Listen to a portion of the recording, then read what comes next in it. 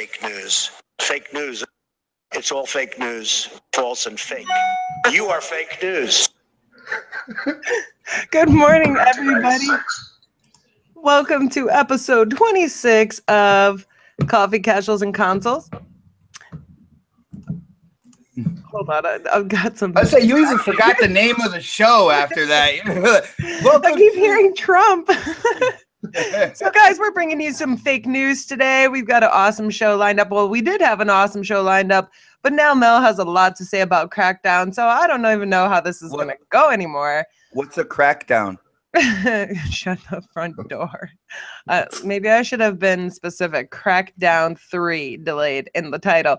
But first, before we get into our topics, I'd like to say good morning to everybody. We have Dean here with a new avatar. It's really awesome. You want to say good morning, Dean, or Creating Beyond Limits, rather? Good morning, good afternoon, good night, nighttime, whatever, depending on where you live. Yeah, these are all. I can't wait to talk about Crackdown and all the future things that we're going to be talking about. And I just want to give a real fast shout out to my friend Dom. He's the one that did my new profile picture and background. He's a graphic designer and stuff like that. So if you are looking for stuff, I can link you to his page and stuff like that. I'd like the best words. If you don't. What happened? Too early. Trump interrupts all the time. That's true. I really like the text, the font that he used. It's really awesome. Dragon Ball. Yeah, you all know me if you do it, and I love Dragon Ball. So he's a fanboy. He's a fanboy. Well, maybe. There's nothing wrong with that. And then we have Supersonic Station here. Would you like to say good morning, Supersonic Skeletor? Well, what? Hold on, Obama just came in. Okay. Oh no! Hello, fake news. Hello, fake panel. Hello, fake chat people.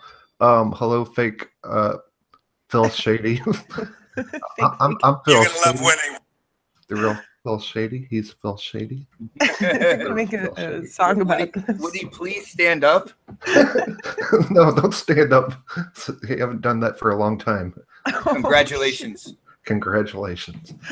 And then we have the XBoX 448 here. Would you like to say good morning?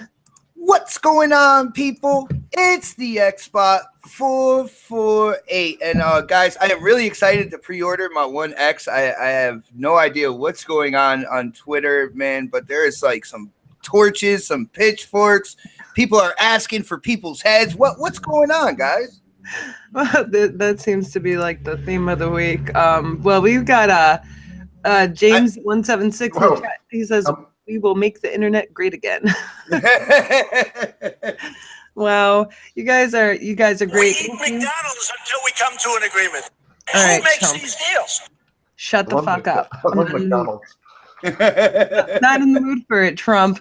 So we have a lot of awesome people in the chat. This early Thursday is not our usual time.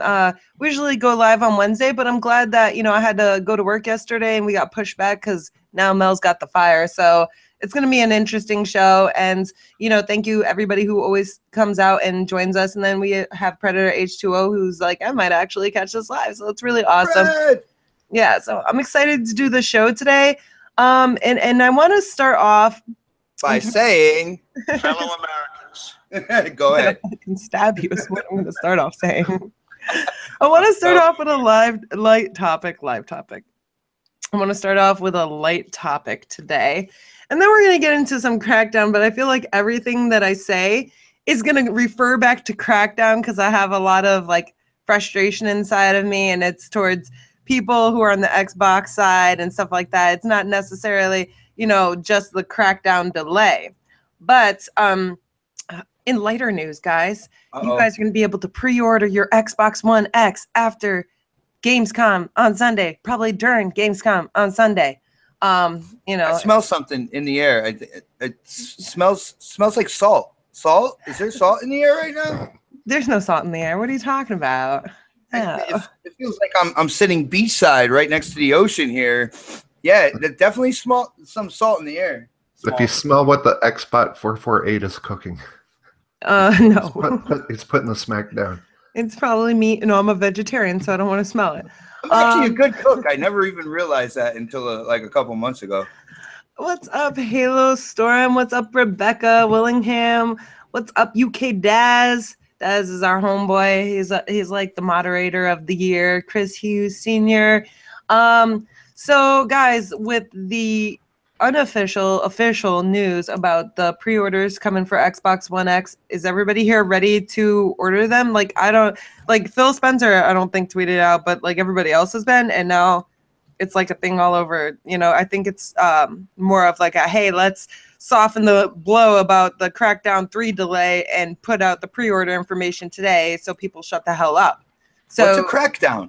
What's a Crackdown? Shut the hell up, bot. Are you ready to order yours? Are you ready to pre-order rather? Me? Yeah.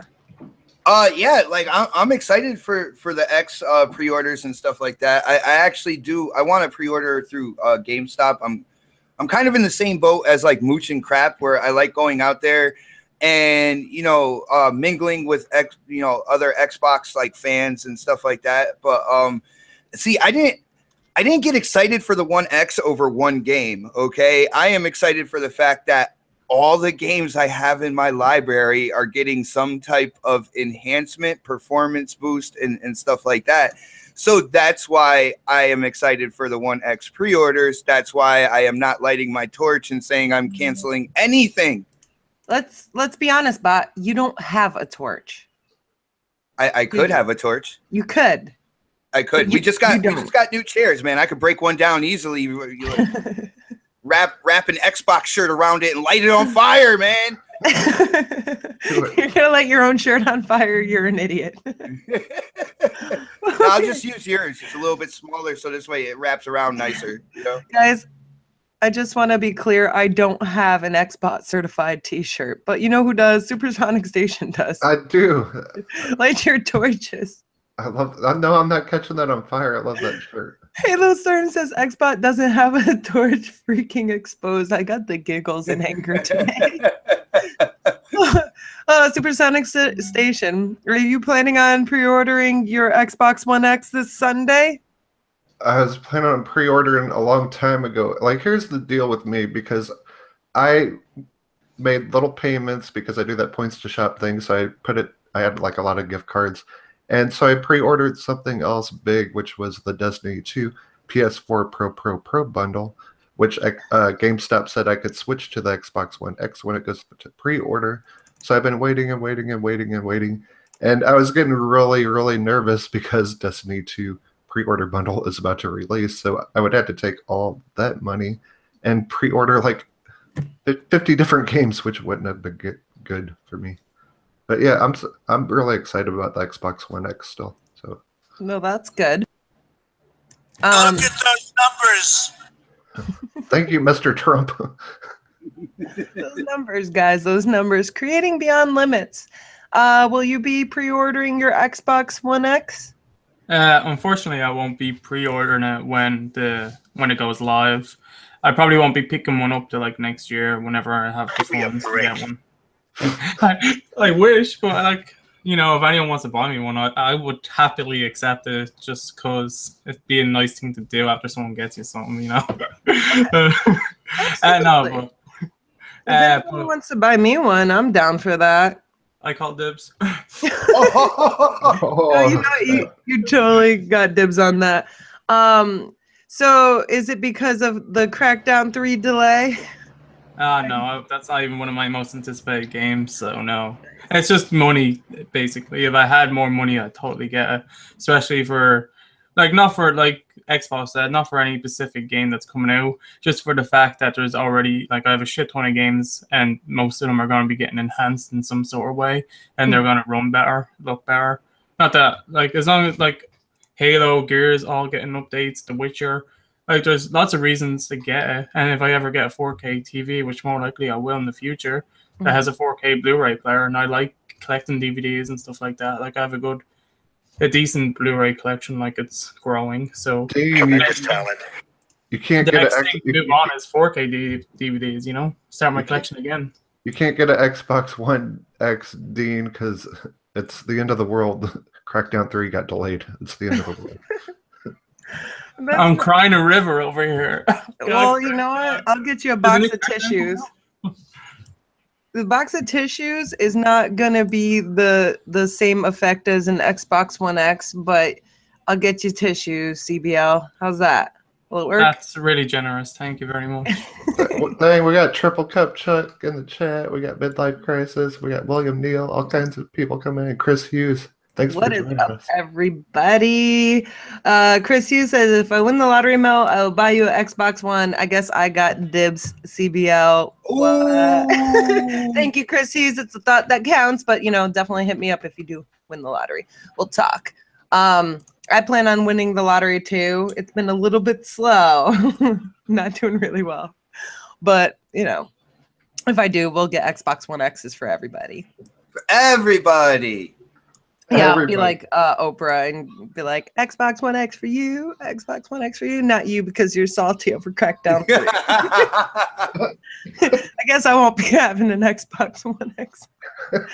Oh, man. So as far as... Oh, snaps. I was going to say, with the One X and everything, we have a weird setup here. Like, I'm getting the first One X, but you're getting the first 4K television. So, like, that... No, not necessarily. Because we're not going to be getting a 4K television by the time the One X comes out, I don't believe. What kind of TV are you going to get? Oh, I don't know. I mean, obviously, we're going to have to get a 4K TV for Ba if he's going to have an X. Like, I feel like it would be stupid. No, you don't need that. What? Oh, my goodness. You do need it. You want it. Trust me. You don't need a 4K television for a One X. Like, I swear. Dude, even go hook up your Xbox One S and hook it up to a 4K I'm going to hook it up to a 22-inch tube TV, and I'm going to have a blast, okay? No, you're not. We don't even have one of those. It looks so I will much buy better. one. Xbox exposed again. Exposed. What? Hey, 4K TVs. You guys want to see Xbox? You don't want to see Xbox exposed. I'm just saying, like, no. Yes, we do. What are you saying? Hey, Black Friday 4K TVs are going to be cheap as fuck. You think so? Yeah, definitely wait for Black Friday. Sonic's buying me a TV. I would like to speak my mind, guys, if that's okay. That means shut the fuck up. I mean that in the nicest way possible. As far as the Xbox One X pre-order goes, I would like one. But at this point, as we discussed in other episodes, you know, we said, hey, are you going to be getting one on launch? You know, and I'm still sticking with my no. I wanted one at launch, but I just got an S like how many months ago? So I feel like at this point, I don't even have enough time to like game as often as I'd like. So I don't want it to sit there and collect dust. So Xbox's going to be getting one first, and I'll be using it when I feel necessary. As far as the TV, I mean, I don't have a 4K TV. I'm not planning on getting a 4K TV right now. I have a very nice size plasma TV, but it makes me nauseous because like all the freaking waves. What do you call them? God damn it, bot. You know what they're called. TV waves.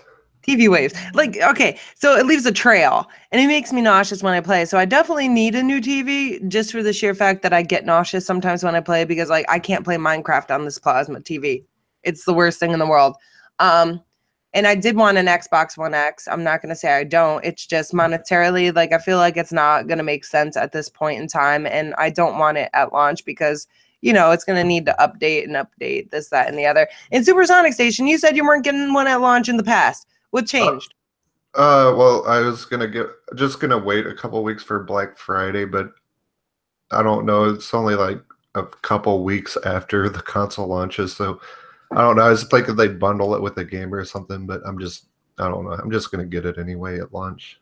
Okay. All right. Well, guys, there you have it. XBot will be pre-ordering. Supersonic will be pre-ordering.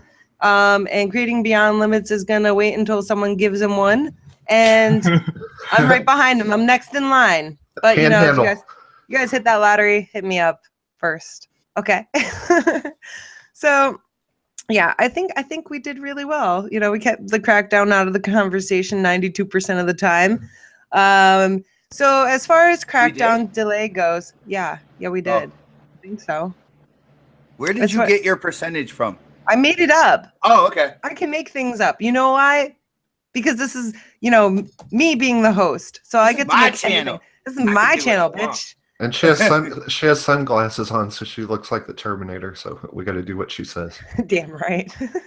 All right, guys. So XBot, I want to turn it over to the Crackdown conversation, and I want to hear your opinion first because you are very opinionated outside of the hangout and stuff, and I want to hear your thoughts on the Crackdown delay. Well, I get to go first. Oh, yeah. yes, you do. This is what I get for being on YouTube for like over 3 years. Fake news. Fake news. It is all fake news. No, I was completely bummed about it. Yo, shout out to Mr. Midlife Crisis. He said that he's salty because they came out with a release date at E3, and that is completely understandable. How are you going to do a release date? At E3 they knew that there was a very, very good chance this game was not coming out, or they were only coming out with the single player first. Now, I got on Sony's ass about all the exclusives that were delayed this generation, and there is no way that I'm gonna flip flop and be like, well, this is just absolutely fine. Xbox is now closer in that boat with Sony when it comes to their first party exclusives and being delayed and stuff. And I'm not happy about it whatsoever. This was my most anticipated title this year. For 3 years. You have been talking about this game and how amazing it's going to be. Yeah, it is. Like me and him, I think have had arguments about it because he's been so excited about it. And I kind of talk shit about it. So, well, there's a couple things here that people aren't pointing out when it comes to this. Guys, here's the deal. Xbox, the people at Xbox, they have lied to us at least some point in time, because last year when people were saying that the game would come out last year or whatever, Aaron Greenberg was like, no, it's coming out next year because we need to polish the single player, right? That's what Aaron Greenberg said last year. So now this year, Shannon Loftus and them are now saying, well, no, we need to work on the multiplayer more. Now, Aaron Greenberg last year said multiplayer was perfectly fine. It was basically ready to go and all this good stuff. So who's telling the fucking truth here? Is it Aaron Greenberg with they need to work on the single player? Or is it Shannon Loftus now with, oh man, we really want to make sure the multiplayer is right? Somebody lied to us somewhere, and we really need to point that shit out. Yes. Hey, even after Comic-Con, fucking Phil Shady Spencer lied to us and said, hey, wait till Gamescom, the multiplayer is coming. Bullshit. Yeah. They fucking lied there, and I'm sick of this shit. All right. Well, did they say that they weren't shown multiplayer or Crackdown at Gamescom still? Or are they still planning on showing? No, like wait till Gamescom. Yeah, he said people were bitching about it, and it had something to do with Crackdown. He said, wait till Gamescom. Well, we waited 2 days before canceled. Not canceled, delayed. I'm sorry for talking over you. Go ahead, XBot. I'll put my piece in later. No, it's all good. I just want to shout out to Triple Cup Chuck, where he said, take your time and get it right at Crackdown. Here's the deal. I have heard that time and time and time again coming from the stables when it came to Uncharted, when it came to Drive Club, when it came to 90% of the exclusives that were coming out on PlayStation, first-party exclusives. All I heard from the ponies was, well, if they take their time and they make it better, how the hell you know if they are making it better or not? You know what I'm saying? And I also feel that part of this delay is because of what everybody said on social media about the game not looking good. The game looked head and shoulders above the previous Crackdown titles. You are not going to get super detailed realism from cel-shaded graphics. And I feel Xbox needs to stop listening to everybody, because there are a lot of fanboys out there that are, voicing their opinions that are never going to buy their product anyway. Xbox needs direction, and I feel like the only thing they do is listen to their consumer feedback. They don't have any core direction with the system. Yeah, just look at the new dashboard. That'll tell you everything. Sorry. Oh, we just got an update as well, where it's like we listen to consumer feedback, and here's another update. I'm gonna have to go in and check it out. But guys, grow a pair. It didn't really do it. grow a pair of balls, man. Have a direction. If the consumer feedback goes with the direction of your platform, of your product, then fine. If it doesn't, throw that suggestion in the trash and move on. Sony has done this since the PlayStation 1, and look where they are in the gaming industry. Yeah, absolutely. So, I mean, as far as people and their feedback and things like that, like, it's really frustrating because, yes, they do listen to people, but they are taking entirely too much of what people are saying, and they're spreading themselves way too thin. All right. You got our dashboard. You can't bitch about that because it's beta.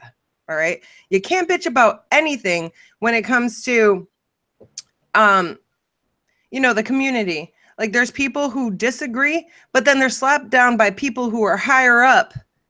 Okay. And then they agree with Xbox. You cannot agree with everything Xbox does because nothing will get better.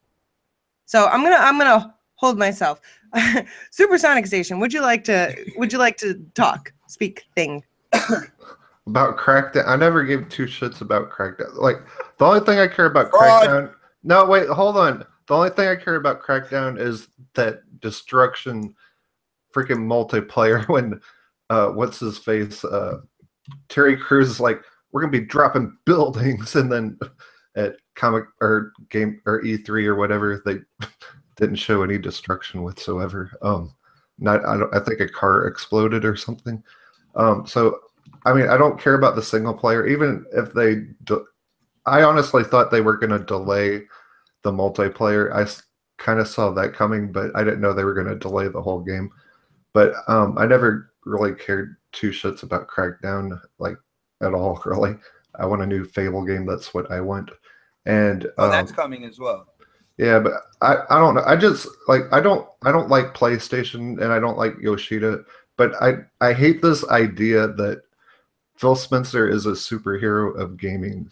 I just hate that idea, and it's like stuck in people's heads. And in my opinion, like, his taste in games sucks. And like, I've been pissed off at Phil Spencer ever since he shut down Project Spark. And all this shit that's that I like. I mean, I bought an Xbox One for Project Spark, and all the shit that I like is just getting shut down. And I don't care. Like, I don't care if it's delayed. It's not even delayed that long. It's coming spring. It's not that far off. And we saw this stuff on Recore. Like, Recore should have been delayed a year. And at Gamescom, I guess we're getting Tank finally. Like, we had Tank on milk cartons because that core missing robot was missing from the game, along with a lot of other things. But I don't know. I just hate the idea that Phil Spencer is superhero gaming when he sucks. I'm sorry, but he does. I mean, you don't have to be sorry, though. That's the thing. You don't have to be sorry for having an opinion. No, people get on Twitter and fucking call me a douchebag and all that shit. And I mean, I don't care. That's what, if you want to think I'm a douchebag, that's fine. But I'm just telling you how I feel. I mean, I got an Xbox for an Xbox, and not for Phil Spencer, But exactly. Douchebag. I just want to say shout out to Neverland in the chat with what I was talking about. He said they aren't responding to the consumer, though. People have been crying for games and they haven't shown anything. Here's the deal, Neverland. When it comes to making games, they take about 3 to 4 years to make. When people a couple years back started yelling that they want Microsoft and Xbox to focus on new IPs and all this good stuff, the consumer feedback, they listened, and they shoved a bunch of money into doing new IPs, creating new studios, all that good stuff. And the thing is, you're not going to see the fruits of that labor until next year and beyond. All right. And that's where I'm talking about when it comes to consumer feedback, because now the gaming community also wants third-party marketing deals. When you have a huge number of people trying to voice an opinion, a lot of the times the things that they're talking about the most, they don't even fucking want anyway. All right. So this way, Xbox needs to have a direction. They need to have a balance of first-party exclusives, new IPs, and third-party marketing deals. You can't put all your eggs in one basket and then expect everybody to be happy with it. It's not going to happen, yo. Everybody's happy about. What are you saying? They're happy. I totally don't feel like they look at any feedback whatsoever. I mean, I know the dashboard's in beta and it's going to change a lot, but I don't know. Like, I've left so much feedback, and I know like tons of other people have too, and it's like they don't listen to us. I like some of the stuff that they do, like backwards compatibility and stuff like that, but it's just frustrating. I don't know. It is frustrating, but the thing is, like, you can voice your displeasure about one thing, right? And then people are like, oh yeah, I totally agree with you, right? But then if you're voicing your displeasure about something else, like let's say a game, is being delayed, then, it depends on what the game is. You need more detail, Snaps. You can't say about something. Are you talking about PlayStation, Xbox, and the kind of fight I'm trying to hold back and let you guys have your opinion first. Open the floodgates. Get it out, lady. No, listen. All right, so you have people who are like fine with, let's say, one thing, like, okay, I'm going to use the dashboard, for example. I was like, it's so slow. And people are like, but it's in beta. You're the one who's opting for this, that, and the other. I'm allowed to say what the fuck I want. Like, it's my opinion. I'm allowed to have an opinion. Don't fucking bash me because I have an opinion. All right. Yeah. So then I'm watching all these people talking about Crackdown. So many people in the community, right? And they're like, oh no, it's okay that it's delayed. Like, why are you guys babying Xbox? There is no reason for that. You don't get paid by them. Why are you saying it's okay? Now, if it was PlayStation, right, they would be all over that. And they would be like, oh, well, look at this trash. It's getting delayed, this, that, and the other. Like, okay, you cannot be hypocrites. There's so much hypocritical shit going on here, and I can't fucking stand it anymore. Like, where is the community? Community is supposed to be like, people working together, and yet they're all bitching about everything. Like, if it was PlayStation, they'd be knocking it down and laughing in their faces, and vice versa. PlayStation does the same thing.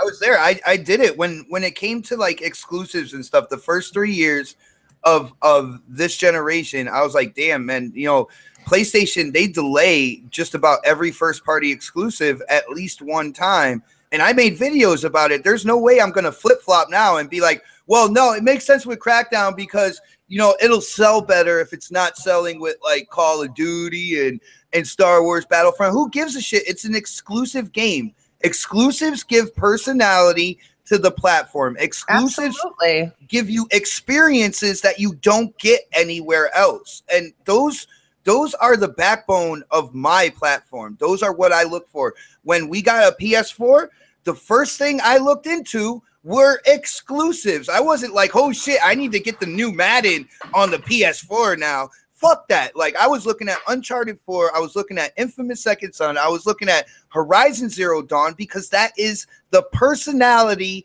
of the platform. Absolutely. You're very right. And that's the reason why we went, okay, we got PlayStations to kind of get both sides of it. And it was, me and my crazy ideas. I'm like, you know what? I want a PlayStation. I want to see what all the hype is about. All right. So I got PlayStation. I was pleasantly surprised. I'm not crazy about some of the exclusives. I'm not. But I don't have to be. But I will voice my displeasure about those games as I feel. You know why? Because like Snowman Sky. We are allowed to be opinionated. But then you have, shut up, XBox. I do like it. I'm going to stream the update. But that's not the point. You are allowed to go against the grain. You are allowed to have opinions. I don't think that people need to be sending out, hate messages, death threats. I haven't seen any of those yet, but I'm sure it's coming. All that bullshit. I haven't gotten a death threat in a while, so, send them my way, guys. I have. You know what else pisses me off is that probably like either today or tomorrow, Phil Spencer will send out a tweet or something, and then everyone's going to be like, I love you, Phil Shady again. Yeah, but I mean, that's basically what they're doing by saying this is okay. Like, oh, well, I'm really happy this game is being delayed because I don't want a broken game. Or, the tweets that say, well, it's good that this game is being delayed because it doesn't have a chance against these other games and titles coming out around the same time. Now, if you go on Amazon right now, it still shows that, it's November 7th. Amazon hasn't changed the date yet.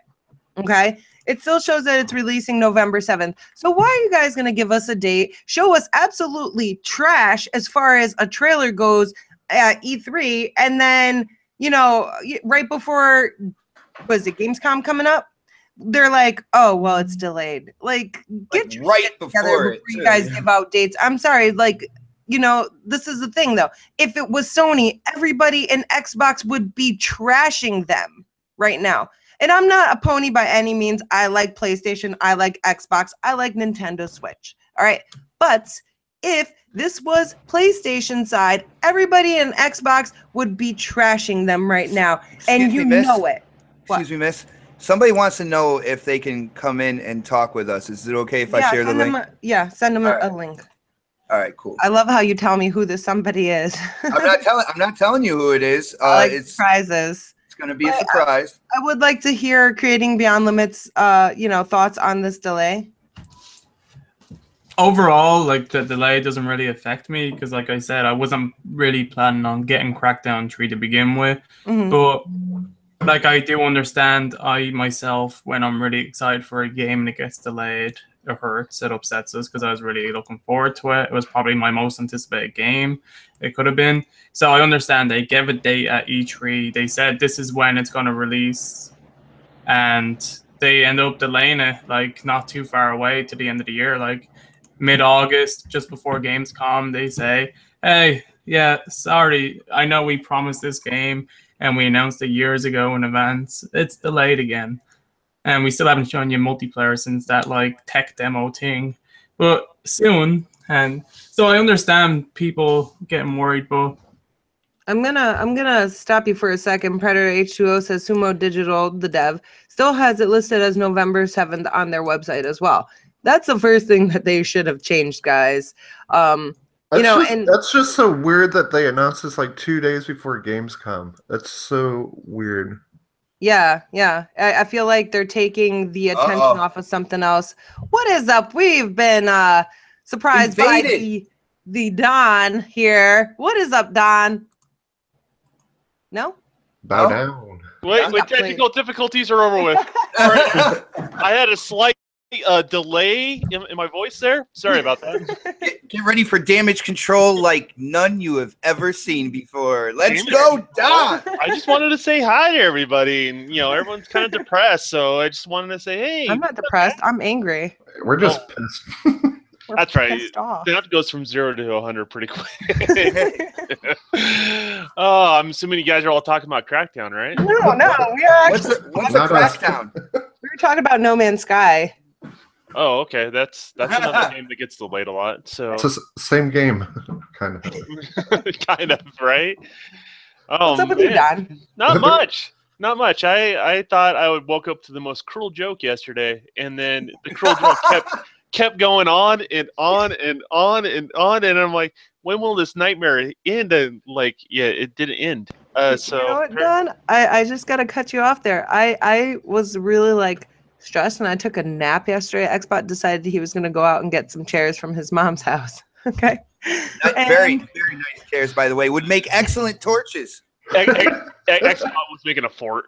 He was. Fortnite for fort.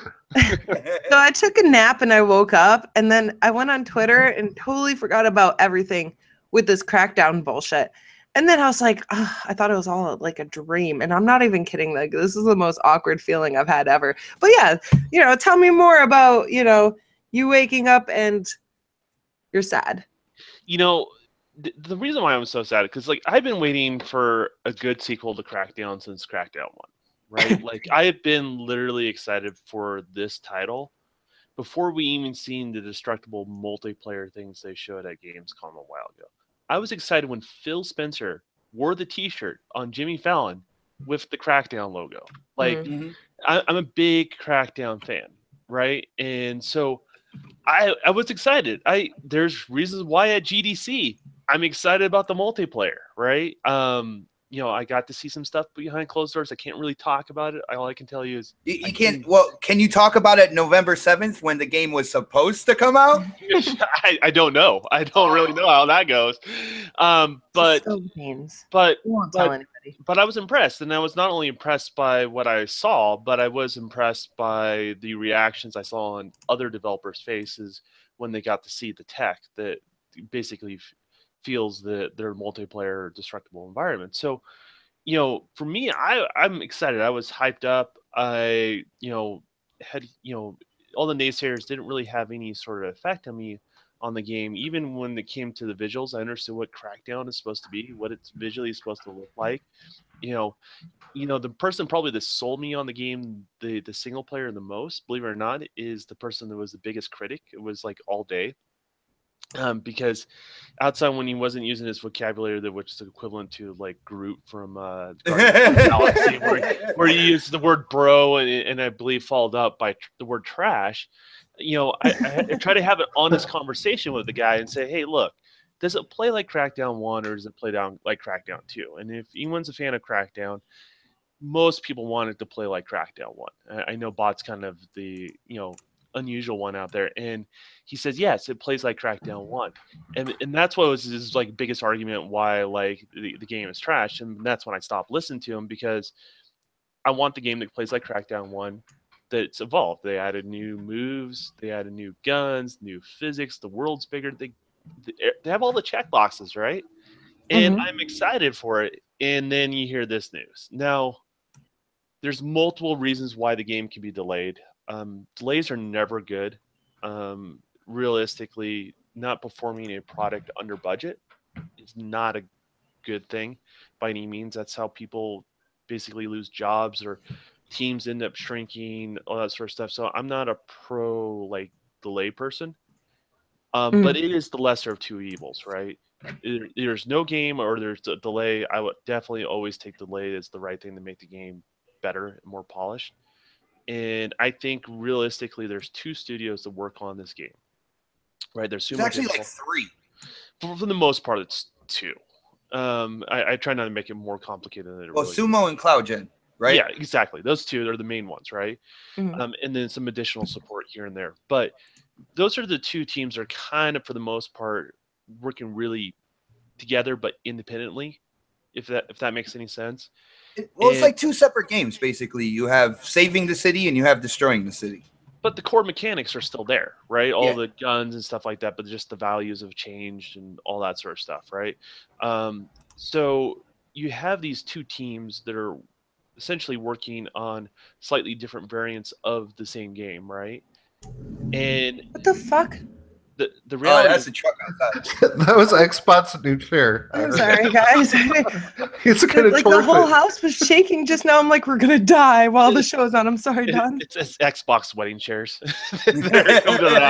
Anyways, so I, one of those teams obviously was either A, on time, and the other one probably wasn't. Realistically, looking from the outside in, and you have two choices. Either you split the game's release, which I'm not a fan of, right?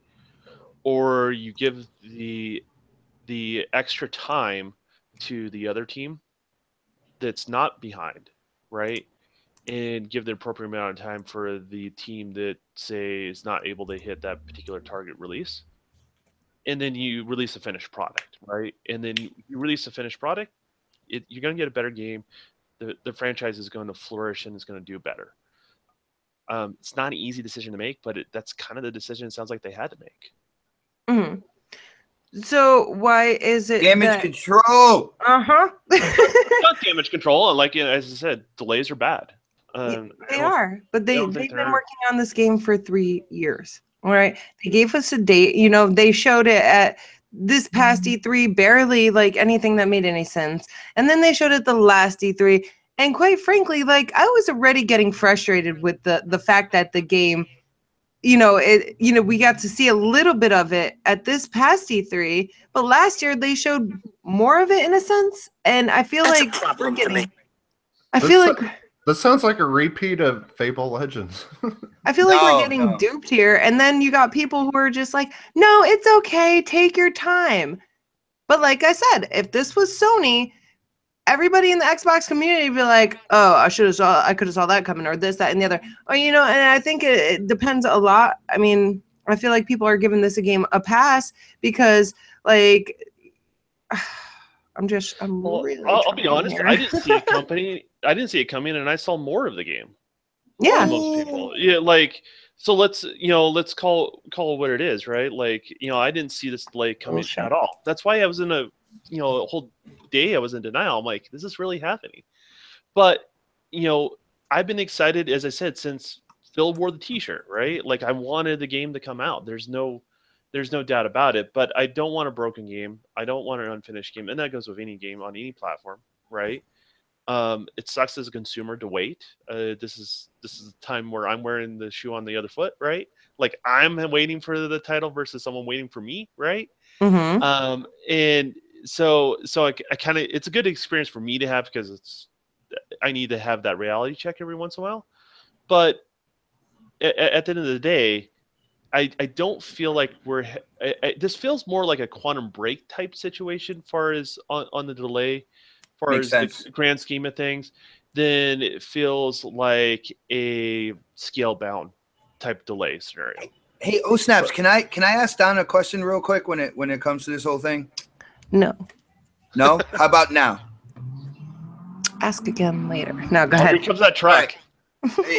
Oh, we have a killer intersection like very close to our house where people get into accidents and stuff like that. I'm surprised people haven't heard like the craziness on that intersection more. But yo, Don, when it comes to this decision, now people are saying that when November 7th did come along, before the announcement of the delay, that they were gonna release half the game. They're gonna release the single player and let the team develop the multiplayer more. Do you think what has been talked about on social media in terms of the graphics with the single player, do you think that played a part in delaying the game entirely until the multiplayer is ready and stuff like that? Because Xbox, they listen to everybody for some fucking reason. I have no idea. Well, And Supersonic's choking over there. but I've heard the statement from Shannon Loftus in regards to that. She kind of hinted at something of a additional polish on the visuals, and I really kind of look at it, this situation. I don't think they delayed the single player because of the visuals, right? well, They're they on said par. additional polish. That sounds pretty much like they heard what the hell was going on. And even though half of those opinions, people aren't even buying the game or don't have the platform, man. Well, you know me. I'm going to have a different take on it, right? Of course you will. So Everybody's allowed to, though. That's the thing. but here's the thing. I think the decision came down to releasing both. This is my guess. I don't know for a fact. Both things of content at the same time. That's where it really came down to, is those two things. I totally agree with that because So when you have the only talk Sonic, and I'm sorry. So when you have that situation, right, and that really is the driving force of it, you have to give some sort of PR speech, right, why you're delaying it, right? And I think Xbox used the opportunity that people were talking trash about the visuals to kind of throw that in there to put those people at ease. Will they probably address with the additional time they're given? Why not? You're given time, you're given budget, why not use it? But I don't think that's the driving force behind it in regards to that. If one of the main reasons, like we were saying, was because one half was finished and the other wasn't, like more likely it was the multiplayer, because that's the thing that they haven't shown.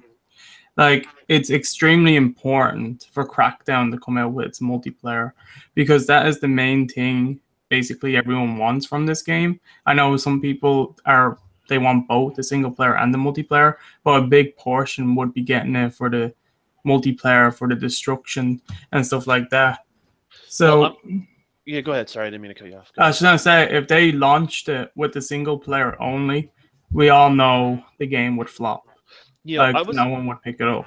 Well, on that same point, I wasn't a fan of how Halo 5 first released its multiplayer. It was a little bit on the sparse side, right? Yeah, totally. Obviously they made it up over time, and that's fine. And I think Halo can get away with that to a certain degree. I don't think Crackdown could have. And I think the other thing is, from a technical standpoint, I think the multiplayer works. It works. But hold on. they're doing this all because they wanted to polish the graphics and stuff. Wouldn't you think they would like just put out, since this is a big multiplayer game with all the cloud destruction, wouldn't you think they'd just say, hey, we're going to put out a beta at Gamescom or something like in that degree, and not just say, hey, the game's delayed? Well, we don't know if they will or not, like, and I'm not counting on that right now, but that still may happen. But I think really when it comes, I think what it really comes down to is balancing the multiplayer. And I think that's where the real delay is. If the delay is on multiplayer, it's balancing it, because there's no premise. But that's how you balance it, is the betas and stuff, and letting people test it. Weren't we meant to get a beta last year? What's that? We were meant to get a beta last summer, like last year, I think, was it? That's a rumor. Yeah, but then there was some additional technology they acquired that allowed them to have that product run even better. And that's really the main reason why that got pushed back. That's the real reason why that got pushed back. Hey, not according to Aaron Greenberg. Aaron Greenberg said the multiplayer was running just fine, and the reason why it got pushed back was because they needed to add polish to the single player. So guess what, guys? Somebody's fucking lying. All right. Maybe it doesn't perform well on the original Xbox One. Like maybe they focused a good bit on the Scorpio, on the Xbox One X version, and maybe the frame rate on the multiplayer side of things, even though it's using the cloud compute, maybe it still kind of slows down in some areas when there's too much destruction, and they're just trying to, get it working properly without the game crashing or like. Well, it's all offload, so I don't think that's really the case. But I can see from a visual standpoint where they maybe want to make more of a difference between the two platforms. I saw the Comic-Con footage of people playing. There was like cars humping each other and stuff. That is the normal Crackdown thing, though. Like what it is the AI is supposed to be simulated to react to when shit hits the fan on the street, and the AI in the cars are supposed to like flip out and do anything they can to drive out of the way. And unfortunately, it turned into a bunch of dry humping in one situation. They were making love to each other. I want to take it to the chat, guys, in a moment. So, yeah, well, on the cars being misbehaving on the screen there, that actually had to do with the fact that what they did is they roped off part of the city for them to demo. If that makes any sense. And the problem is they roped it off right where the car spawned. So they would just spawn on top of one another and stack up. And so the reality is either they needed to move that spawn point for that demo, or they needed to move where you actually were able to play in the game. Because if you go back and look at the footage, you'll notice like there's kind of some like glowing wall to kind of keep you from going further out in the city. So. Yeah. Hey, oh snaps! Before you hit up the chat, there was somebody. I have it stopped here. In the chat, it's Psychokiller. So huge shout out to Psychokiller. He said basically Shannon isn't the only problem at Microsoft Management. What I was going to get to, but go ahead. Go ahead. Go ahead. No, you. All right. It's probably all Microsoft management needs to be replaced from top to bottom, all the way up to Satya Nadella. Get rid of him and the rest ASAP and start over. Yo, Psycho, thank you for responding in the chat and stuff like that. Here is the thing. First of all, Satya Nadella is he's like top dog at Microsoft. All right, so that's not Xbox is a division of Microsoft. He did say Microsoft management, and Satya has been making Microsoft money, so he's not going anywhere, and he's got a really good sense of the future when it comes to Microsoft in terms of Windows 10 and the whole Azure cloud platform. Like the Azure cloud platform has been growing exponentially, especially under, kind of like his, under his watch.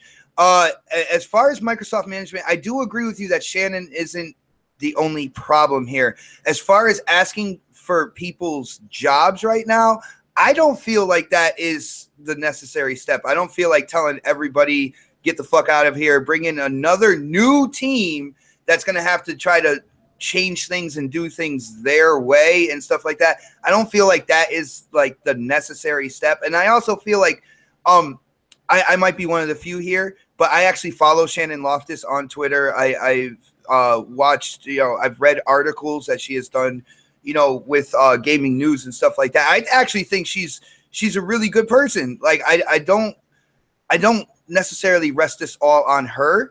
I think a lot of at least the thin lineup for this year has to deal with gamer and customer feedback, and they are listening to absolutely everybody, people who aren't even planning on getting an Xbox, and they're trying to make everybody happy. I think that is the core problem. I think they need to have a direction for the Xbox, and when the consumer feedback goes in line with the direction where, you know, you could change something, but it doesn't hinder where you're focusing the Xbox on going to in the future, that is fine. But when you're just listening to everybody and trying to make kind of like a collage of what everybody wants, you're going to end up coming out with the shittiest looking quilt ever. All right, you see what I'm saying? Here's where I'm going to cut you off because I'm going to go go through a little bit of the chat. All right, so William Neal Galloway says in the chat, like GTA 5 originally just had single player and then online later. You know, and that worked out well for GTA. It really did. And people are still playing it. And that game was what, from 2013? And people are still loving that game. And then we have Longshot 316. The Shannon person has not put out a game on time yet this gen. I don't know how accurate that is, but I've seen a lot of, you know, delay this, delay that.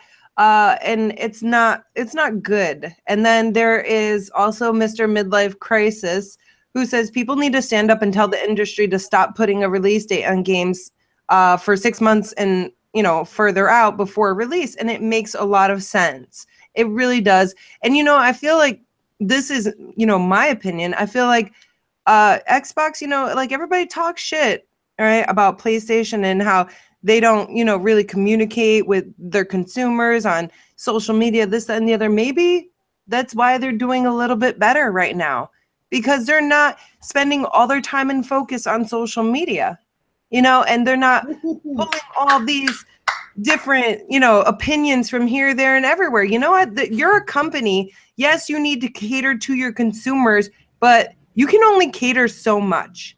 Like if you just give everybody everything they want, then there's going to be a lot of disappointment down the road when they're not getting what they want. And that's the problem that companies have these days. That's why they lose so much money. It's like, all right, I'm going to use like, let's say quick food service, for example. Like a lot of quick food service, right? If a customer has a problem with their food, they bring it back, right? You know what the company says? Oh, that's fine. You keep that. And then we're going to give you this for free. Or if a customer complains, they're going to get what they want. They always get what they want. People know that, right? So they abuse that power. So if you have people complaining about, let's say we bring it back to the gaming industry, you have people complaining about a game and how it looks, and then you go, you know, and delay the game, and then people are pissed off. But you know what? I notice a lot of the people being, you know, pissed off are the people who are, you know, just gamers. But then you got people who are higher up there on, let's say, the Twitter, YouTube, this, that, and the other, like, oh no, it's fine. It's fine. No, it's not fine. Stop kissing Microsoft's ass. Stop kissing Xbox's ass, because you know what? You guys all have something to say when a PlayStation, you know, delays a game or this, that, and the other. And I'm so tired of the hypocrisy. It depends on who wants to pick and choose what they're happy and unhappy about. And then people tend to follow them. I'm tired of it. I'm tired of seeing that in this community. Like, I think what I makes think a lot of people have complained though. Like, I think this, I mean, just being genuinely honest, like a lot of people have complained about Crackdown. All right, a lot of people are complaining about Crackdown, but then all I see, you know, today and yesterday from people who have more of, I guess you could say, a pull on the social media. Oh, it's fine. I'd rather, you know, have a delayed game than a broken game, you know, and why are people being so hateful in this, that, and the other? It's just, it's so infuriating because it depends on. It's going to be a beautiful thing. It depends on people. I think it's good that we voice our opinions and try to give feedback, not like Phil Shady's going to listen to us or anything, but I'm glad that we do that. Hold on, yo, dude. The whole problem is Phil Shady, as you call him, and the Xbox division listens to everything, yo. Well, why do you think this new UI was put together this way? They can only do so many certain things when it comes to using the Windows 10 kernel, right? So the 3 kernels working together, by the way. So when they went into consumer feedback, people are like, well, we want this to be faster. We want to be able to go over here. All right. So you're going to give and take. So some actions are going to take an extra step now because they're trying to make the one thing faster that a lot of people have talked about in the feedback. All right. So like, that's what they're doing. They're listening to everything and they're trying to accommodate everybody. And you're never going to do that. It might be faster, but the whole thing still sucks. And I know it'll get better. I know it's still early, but the thing's a mess. Yeah, I mean, on software, I don't like to judge until it's done. You know what I There mean? we go. Like, Oh, hide Sean Murray. The cops are coming. Hide No, under XBot's new chair. but that's just, but just that's in general with software, just because it's always a hot mess before it's finished. But you know, on Crackdown, I noticed people have been, you know, genuinely upset, and I can understand why. The ones I don't understand are the ones that are Xbox guys, right? That now upset that the game was delayed, but they were never really excited about the game in the first place. Mm-hmm. Like, why are you including yourself in this conversation? You were never interested in the game. Like, you know, and I'm not calling out names. Those are the sort of people I kind of like, really? But if you're a genuine person that was looking forward to this game, right, and you were planning on picking it up, you know, this holiday, regardless of, you know, if you have an X, S, or standard platform, you know, as a consumer, you have every right to be frustrated with that situation. But it doesn't take away from the fact that more polished games are always better, right? It's always a hard decision to make from a higher up level, and I'm not making excuses for those sort of situations, but it's always a better thing to take the additional time and make the game outright. You know. Okay, Don, I got a question. What? Okay, they're delaying Crackdown 3, right? Okay. Yeah. Why did they release Recore so early? And we're gonna get an announcement at Gamescom that we're getting the definitive edition that fit the robot. Why did they release that so early when that? Like, I love that game. I love Recore, and why? I mean, I don't understand that part. Well, you know, that could have been a learning process. That's not an excuse, right? But like, they look at Recore and they probably look at what they could have been. Does that make sense? And now they're like, damn it, if we were given more time, we could have done this, right? So, you know, I think that was a missed opportunity as well. Like, I really feel like that game should have been released last spring. What's the Master Chief Collection though should have been their learning experience. Their one of their biggest franchise, Halo, came out with a collection of games that everyone was super excited for. It came out a complete mess, so broken in fact that they had to do a quick port, like 60 frames 1080p port of ODST, and give it to everyone that played the game like since its launch to, I think it was December, for free, because it was so bad. And it still has problems today. They just kind of abandoned it. It's more playable now, but that should have been enough for Microsoft to learn. Like some people, any game going forward should have the appropriate time to release. I agree, and some people are in chat are saying they don't like the direction of Xbox and where they're going and stuff. Like me and myself, I miss like the 360 days when Xbox was edgy and fucking awesome and cool, and now it's, I don't know, they're coming out with kids games and crap. It's just, oh my gosh, super lucky too. Yeah, I mean that game's fun. I play it on Oculus Rift. It's like Mario 64. I mean, it's good, but I mean, I want some fucking. That's not what I'm getting an Xbox One X for. Right. You know. Right. Well, Super Lucky's Tale, when it comes to a gaming platform, you know, broadening the scope of your profile is a good thing. It'll stretch out to different age groups and stuff like that. So I like the fact that Super Lucky's Tale, to me, it looks overly kiddie as a platform. That is, as a platformer, that's my own personal opinion. I feel like I'm looking at the game. The graphics look great, but it's really overly cartooned, and I think it's going to be very, very simplistic. And I'm not too like, that's the reason why I'm not like, man, I'm going to get that game day one. But when it comes to variety, I don't want just shooters. I don't want just shooters and RPGs that take you 25 years to complete. looking at you, Witcher 3. I don't want just those games. Like, I want a nice variation. That's why I was so pumped when Sonic Mania came out. It's a 2D side scroller. It goes back to the 90s era retro, you know, Sonic the Hedgehog. I want more variation. All right. I just don't like, there's certain games that are going to broaden that profile. I'm not going to buy day one. You know what I'm saying? Yeah, well, you know, every platform should have a variety, right? You shouldn't limit to a certain style of games. So, like, for example, like a lot of Japanese games have lost their luster with me. Like, I've used to play them as a kid. Now, like, I can't make any sense out of the story. Either I'm getting old or I don't know what's going on. But it doesn't mean it's not okay for not to release those products on your platform, right? And because there is a small audience or a big audience or whatever you want to call it for those sort of games. Same thing with turn-based RPGs. I've never liked a single turn-based RPG, but I don't wish I'm not it into not. those either. Yeah, I don't wish it not to be on the platform. I occasionally play Call of Duty, but I'm not going to wish that game not on the platform that I play on, right? Mhm. You know, like that's the whole point of these things. They're platforms. You want to be able to bring a variety of that. Now, does Lucky Tail scratch my itch for this holiday season? It doesn't. You know it does, Don. It's simply no, it doesn't, right? But that's fine. That game was not meant for me. So when you take an overly kiddie-ish type approach to that game, you're making a game for the target audience that's designed for. Exactly. Right. So, and that's good. That's not a bad thing, you know, in regards to this. You know, the question is like on the whole Crackdown thing down the road, right? You know, the real problem is if you go down the road and, you know, let's say the multiplayer is a mess, right?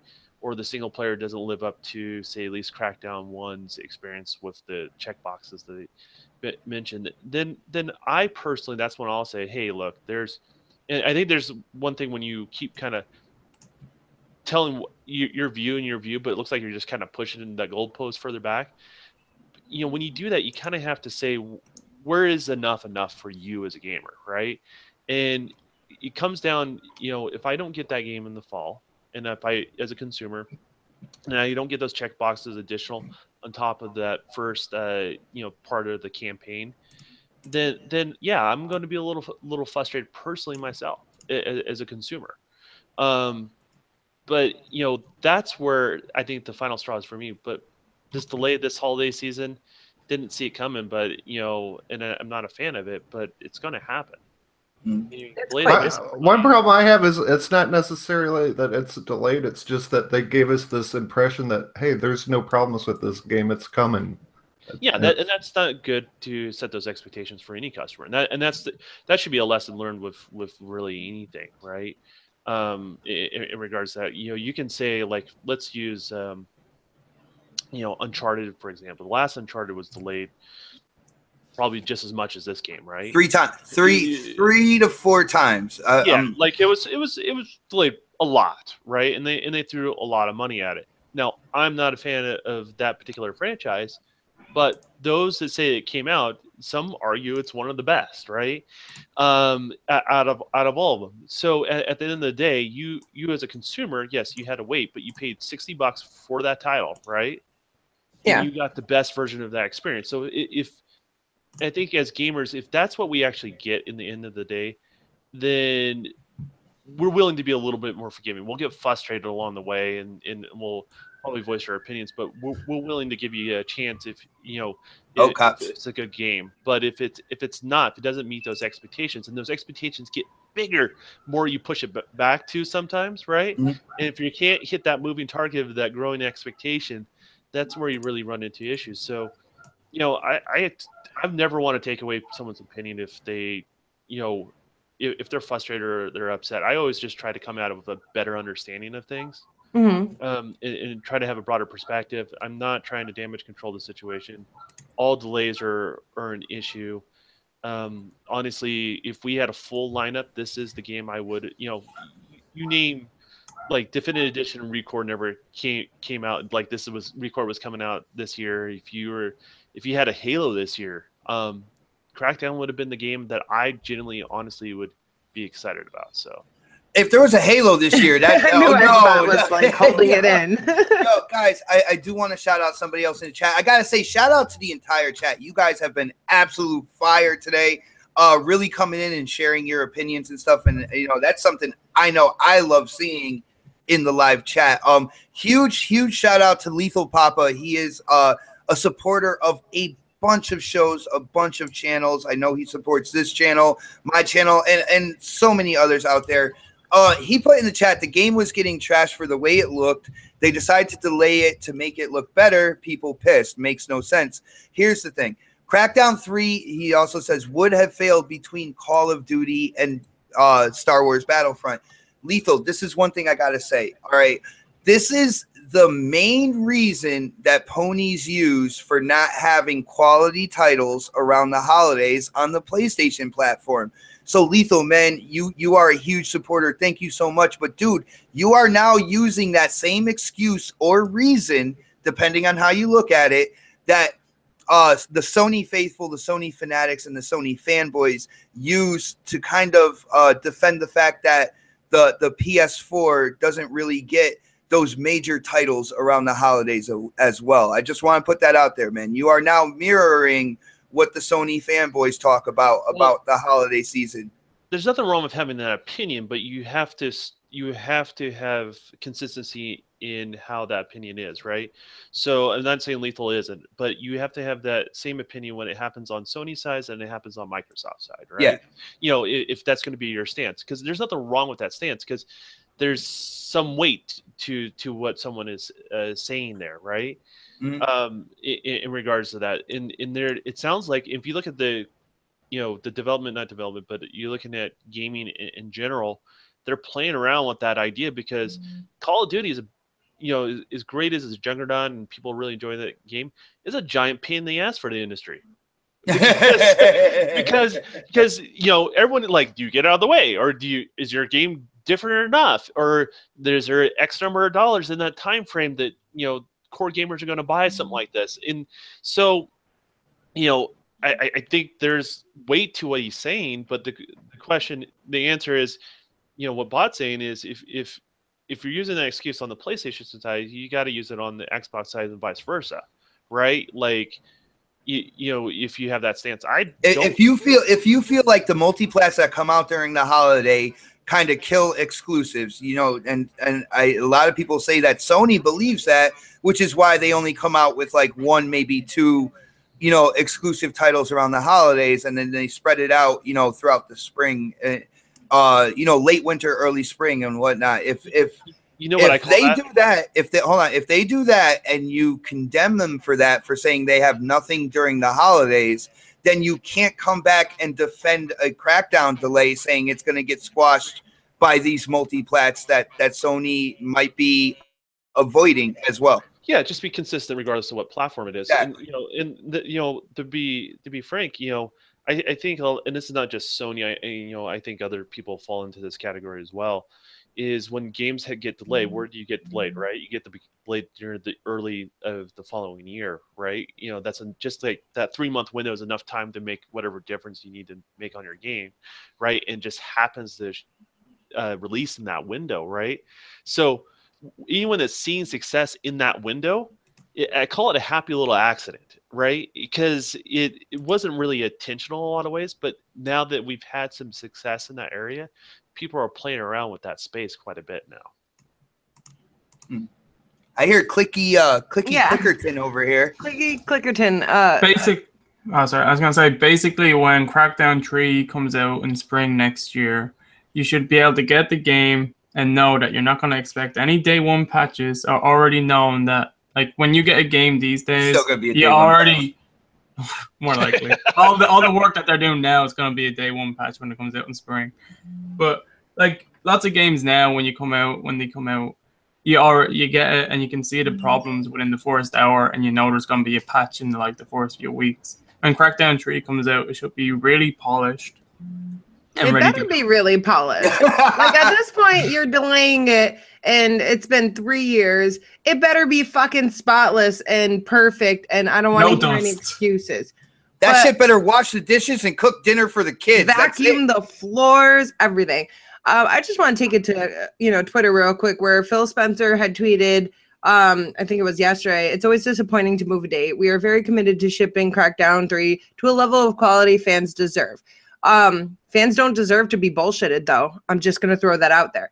And then you have, some people within the community. We got Snoopy G7. Snoopy G makes a lot of sense a lot of the time.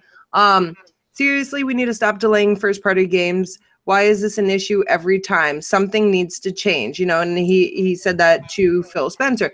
So someone replies to him, smartest thing they could, if done, was delay it. It wouldn't have done well anyways. Spring smarter decision plus better polish never hurts. All right. So Snoopy says, I understand, but it's continuing trend. It is. Quantum Break, Recourse, Scalebound. Scalebound was canceled, and now Crackdown 3. There is no direction. He makes a really good, point. And then, someone's like, going down the comments and stuff, people are getting salty. Someone's like, go play Horizon on the console that actually cares about exclusives. So someone, put a picture of Horizon Zero Dawn, stuff like that. Like there's a lot of arguing. But the thing, Horizon Zero Dawn was delayed as well. Yeah. it was. But the thing is, like, I hate how I'm getting a lot of feedback from somebody in my ear. People are like the first ones to say, Xbox exclusive this, Xbox exclusive that on the Xbox side.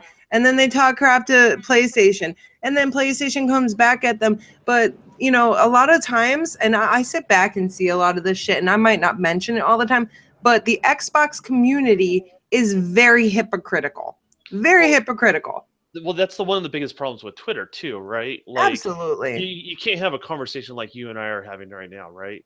If you take anything out of context of what I've said, you can make it look like I'm totally damaging and controlling something, right? But if you look at the full, we're gonna tell people that anyways. So yeah, but exactly. But genuinely, if you can take a look at the full context, you can see why one is better than the other, right? But the same token, you know that me as a consumer is not excited about it, right? In regards to that, and that's the problem with those sort of back and forth conversations. You can only relay so much in a small amount of text, right? And that's why like Twitter's dangerous, right? Oh, like yeah. Even for like what I do in my career, it's extremely dangerous. I have to like it's like the plague. Everything before I text something. Like I have to think, before I even like a video or share a video of somebody that I watched, right? It's like, sometimes they may take this totally out of context and it, and people are not going to look at it the full entirety. So like Twitter is always very, very dangerous. So if you look at those contexts like that, what I would be more interested in is those people that are, defending one thing or another, right? I want to know the full story, their full opinion, right? Have a genuine conversation and ask them, yeah, but is this bad, right? Or is that bad, right? And that's the problem. You can't have those conversations with somebody on Twitter because it's always one sided, and you can't have that down to heart like gamer conversation that you try to have like in a podcast. Mm-hmm. So I don't. I don't follow as many people as Snaps. I open my Twitter maybe twice a day, once in the morning and once at night. I scroll through my feed. I take about 5 minutes to go through it, and then I move on. So I don't really try to get overly involved in that sort of stuff. But yeah, I mean, I can totally see where you're coming from. It can look totally hypocritical, and and that can be frustrating as well, right? But try to always look at it from the same perspective, regardless of what platform or what your stance is, right? Mm-hmm. But I don't even interact really on Twitter with things because, like Mel and XBoX and others on the podcast, I'm someone that's more like they would call it a neutral gamer. Like I play on all systems. I play on all systems. I have an Xbox One. I have a PlayStation 4. Hopefully, we'll get a Switch in the future with an Xbox One X when someone gives me one. But still on that? Yeah, but like I have a preference. Obviously, I prefer Xbox, but I don't hate any of the other systems. Like if I was to say something negative against Xbox for doing something wrong, like with the new dashboard or anything like that, like I know I'd just get someone reply lots of shit like, "Oh, you're an Xbox fanboy," and I just don't like hearing that shit. Well, looking at that stuff on Twitter, so I mostly just don't interact with anything on Twitter because I don't want to put up with that shit. It's the same with commenting on YouTube on like gaming videos because it's always toxic. I just complain about everything on Twitter. You complain about everything everywhere. I complain about everything. Yeah, I mean, I'm disappointed about the game, but I'm very the delays are gonna happen. All right, I understand that, but it's been 3 years in development, and that pisses me off. But what I'm most frustrated about is seeing all the bullshit. Oh, it's okay, Xbox. We forgive you. The game didn't have a chance at November 7th anyway. It's gonna do so much better. Do you have no faith in this game? Apologists. Yeah, why are you saying it's okay? They need to be held accountable. Otherwise, this shit is gonna happen all the fucking time, and you guys need to. Whoa, Kevin Smith said Jesus is a baby killer. We're gonna ban you. Whoa. Okay, so you guys need to hold Xbox accountable. Otherwise, you're going to get the same thing year after year, and it's just going to get worse and worse as the time goes on. It is not okay. I'm not okay with it, and I'm tired of seeing the community babying, well, half the community, not all of them, the people who are higher up on the, I guess you could totem pole subs, the totem pole, the subs, the followers, people who have more of a voice in the community. Why is it okay for them to baby Xbox? It's not. You guys need to hold them accountable. Otherwise, you're going to get the same shit year after year and keep fucking kissing their ass. No, I'm not kissing their ass. I'm not kissing anyone's ass, and I don't get paid to. But I do have a voice, and I do have an opinion, and you guys are going to hear my opinion. I'm not okay with it. At first I was disappointed about the Crackdown 3 delay. Yes, I'm disappointed. I wanted to play that shit. November 7th, when Xbox got his Xbox One X console, I meant Xbot. But at the same time, it's not okay that these people are oh, it's okay. Just, a little more time. Yeah, we have to have a level head about things. I understand you don't want a broken game. Everyone bitches about game delays, and then they get broken games and this, that, and the other. But Xbox is doing this at a time where they're distracting you right now. They're oh, well, we have pre-orders opening up on August 20th. After Gamescom, during Gamescom, whatever. All right. But they're letting this out right now because they weren't planning on showing any of this. Yeah, I'm tired. I'm tired of people that are friends with Phil Spencer. If he tweets something out, then everything's good, everybody. There's nothing wrong here. Does it? All right. I'm going to see here, people. I'm probably gonna get some hate for this, okay? And I'm sorry, and I don't really give a fuck though. Is it because we have, someone who is higher up on the totem pole in the community as a multiplayer skin? Is that what it is? Is that why it's okay? Because to me, that's not okay. No, I don't think our boy Doc is that high up on the totem pole that he has. Just his name has that sway there. But I do see what you're saying. People, but it's okay, Xbox. We forgive you. It's okay. The game had no chance November 7th. We had no faith in it whatsoever. That's what I hear. Yeah. Give me my picture. See, what I see, the game sells.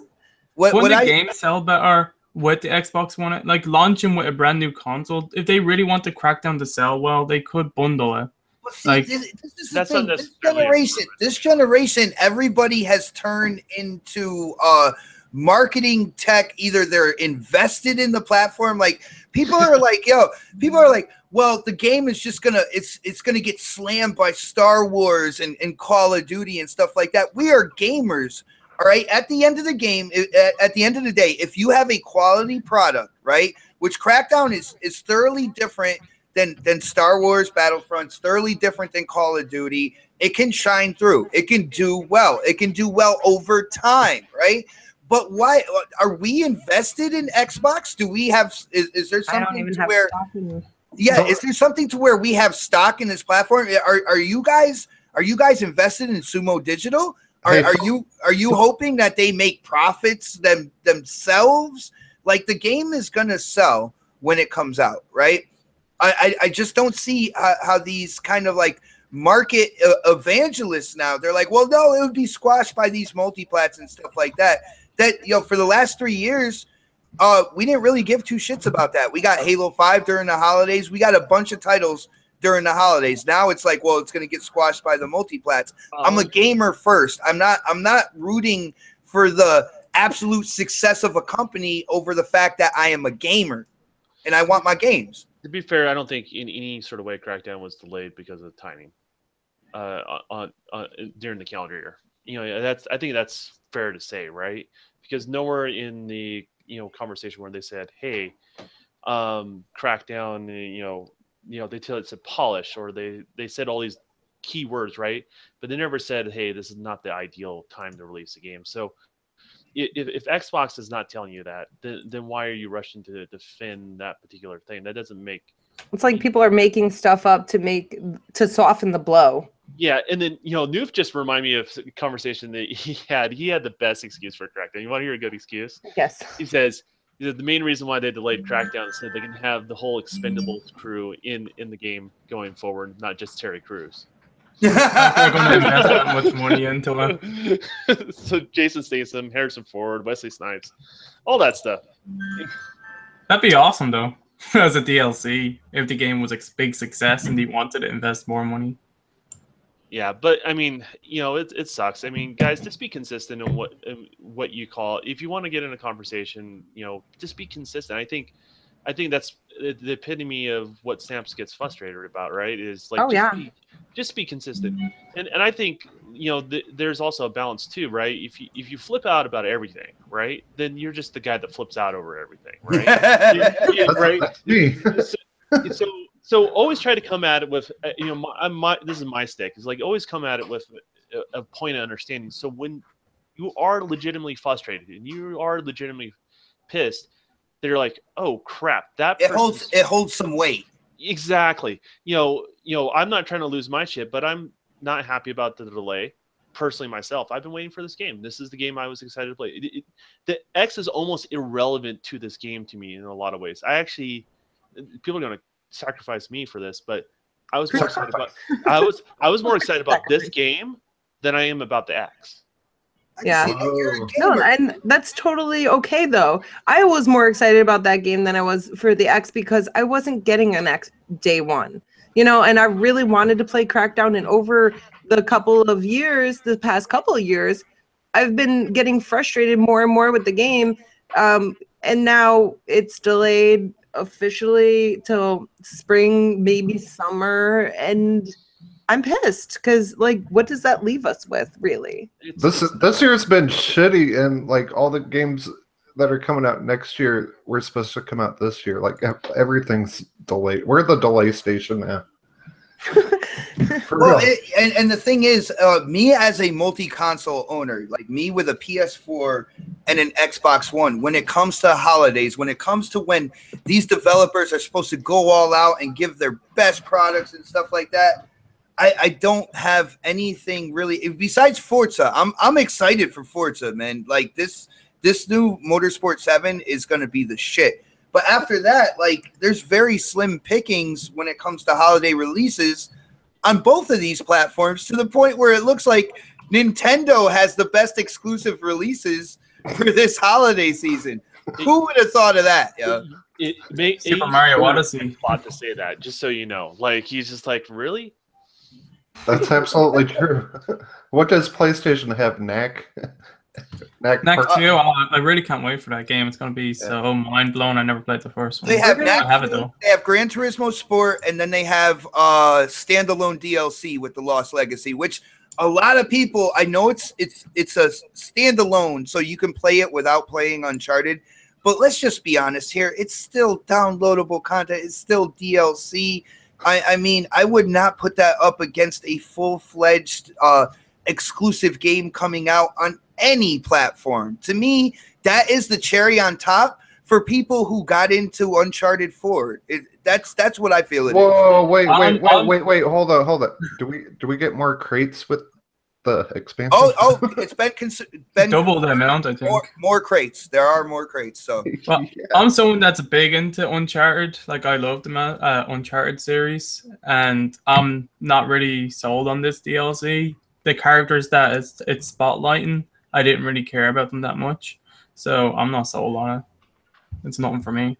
I might get it if it's cheaper in the future on sale. It looks just like the Uncharted Thieves End. It looks exactly like it, except 2 chicks that hop around like monkeys and stuff. Yeah, but they're nowhere near as interesting as Nathan Drake or anything like that. So Be careful what you're saying there. People can twist that right around. Yeah, You're especially saying- today's day and age. exactly. No, I mean, girl when the- characters and I know, but I would have preferred if it was his wife character. What's her Ellie or no? I'm thinking of fucking The Last of Us. I'm getting confused. But she was a much more interesting character. when you climb on that game, it's like it takes no effort. You're just like hopping around like a monkey and stuff from cliff to cliff. I don't know. It's kind of it's really kind of in that same category as Hellblade, right? It's DLC, so it doesn't hold as much weight when it's not a hard copy release. I think with consumers in general. I don't know if I agree with Bot on the whole DLC because it's just like a weird terminology they're using. It is standalone, but it's a smaller standalone narrative-driven game. So I kind of think it kind of falls in that same category as Hellblade. Not bad, but it's not something that you see on the Walmart shelf or the Target shelf or or a GameStop. You know what I mean? So I'll give it that much weight. I had to step away for a moment, but I do want to hear from the chat if this is going to affect their purchase of the Xbox One X. Are you guys going to wait now? Or are you still pre-ordering? So if you guys could hit up the chat and let us know, because I'm really interested in this. Some people were really looking forward to the game. I don't think it was a console seller. I mean, it was a console seller, but I don't think that's going to be the main reason why people were getting it. You know what I'm saying? Mm-hmm. So I want to know if this is going to affect your purchase at this point in time as far as pre-ordering goes, or if you're going to wait. Not only that, we are almost at 50 viewers watching live right now. So if you guys can definitely, hit that thumbs up button. Let's try to spread this out. Let's try to get to over 50 people watching the show. That would be awesome as well. That would be super. Legal's pre-ordering. Noof is pre-ordering. Fuzzy Belvedere still pre-ordering. I love Fuzzy Belvedere's name. I just like saying Belvedere. I love the picture, The picture that goes along with it. It's complete.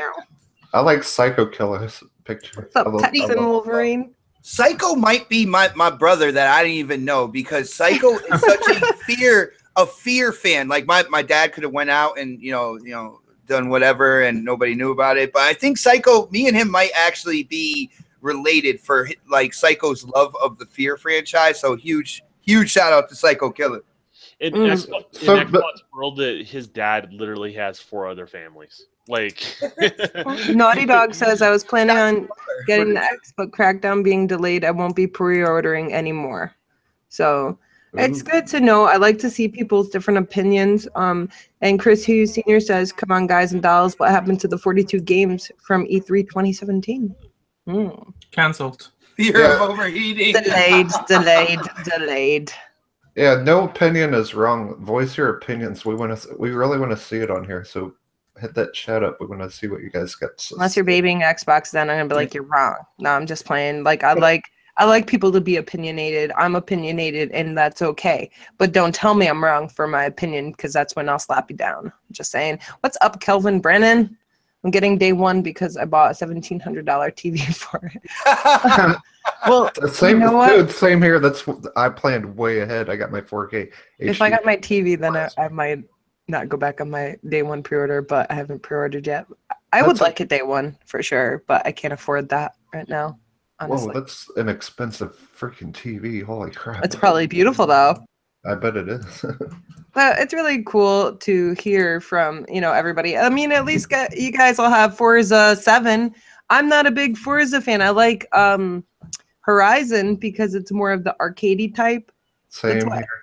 And I know XBox always looks forward to Forza, simulating. You're waiting for me to make the next Snaps mobile, right? Oh yeah, absolutely. Rain G4 says Podcast Unlocked wasn't buying it anyway. Sort of understand. What's Podcast Unlocked? That's the IGN one. That's the so-called Xbox IGN podcast where everybody's going to get a Tesla and not an Xbox One X. So man, I would like a Tesla. so besides like all the games that they're like kind of up-resing or whatever, like what are the games that Xbox is like gonna showcase for the Xbox One besides Forza? When does Shadow of War come out? That's coming out in November, I think, or October or November. It's like the start of one of them anyway, but that's gonna be enhanced and everything. I just think there should be like some games to like totally showcase this, and I don't know. It's weird. I say that will be a showcase because like Shadow of Mordor on the base Xbox One, that game already looked like really good, and the sequel, I say, like in 4K, they've obviously had a good partnership with the developers of Shadow of War. Like since they were one of the first games, and they were the first game that was announced as like the first Xbox One X game. So I say it's gonna be like a very high graphical like looking game. Like it's gonna be a good showcase. Cool. Yeah, I wouldn't worry about, like, they'll have games that they can show what the system can do. That's not going to be an issue. I mean, that's definitely important. Yeah, I mean, the problem with cell shading is it doesn't really show that stuff off except for like the HDR stuff. So like, Crackdown, even with the additional polish, is not going to be the That's a lie. Just kidding. It's not going to be the game that really shows off that console. I never had that expectation personally. But it's the ones that are more graphically impressive in the sense of like, that's not cell shaded. It's high level texture work and really super advanced lighting that shows off what those shaders can do. Those sort of if people can have fun with Agents of Mayhem and say that game looks good, then they should. It looks amazing graphically. Not talk shit about Crackdown. All right. I have a question for everyone. If you want to answer, if you want to listen to a question. No. Okay. Xbox, right? I should my Were you hoping we said no? We don't want to hear your question. I wanted to be rejected. I like it. Oh. What the fuck? He enjoys rejection, you guys.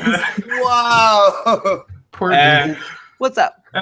If any of you know a good few of the games that are getting the enhanced feature that are already released, what game are you looking forward the most to playing again? If you're going to go back with the new enhancements like the up-res, the 4K textures, or even the increased frame rate, Can I what answer? game? Halo 5. No, I was going to say that. No, Halo and Gears. It is an obligation for me to say Halo 5 first. First of all, that's the game I want to play, but I cannot let you guys steal that thunder. No. We're all going to say it. Halo and Gears of War 4 and Horizon 3. But I'm interested. Oh, snaps. What game would you want? Nothing. I don't want. Oh, you heard her feelers. I would definitely. I really enjoy Halo 5. I enjoyed the story, and I plan on going through it on Legendary eventually. We never actually have the time to do that, but I would definitely look forward to that. Being spoofed up a little bit, and probably, something else that I like playing, which I don't really like other than Fortnite. That's the only thing I've really been obsessed with lately. And that game is really pretty, even though it's cartoony. So if it was like in 4K and stuff like that, the purple storms would look so amazing. We see some Witchers in the comments. That's a good one too. No That's Witcher. my game. No That's Witchers.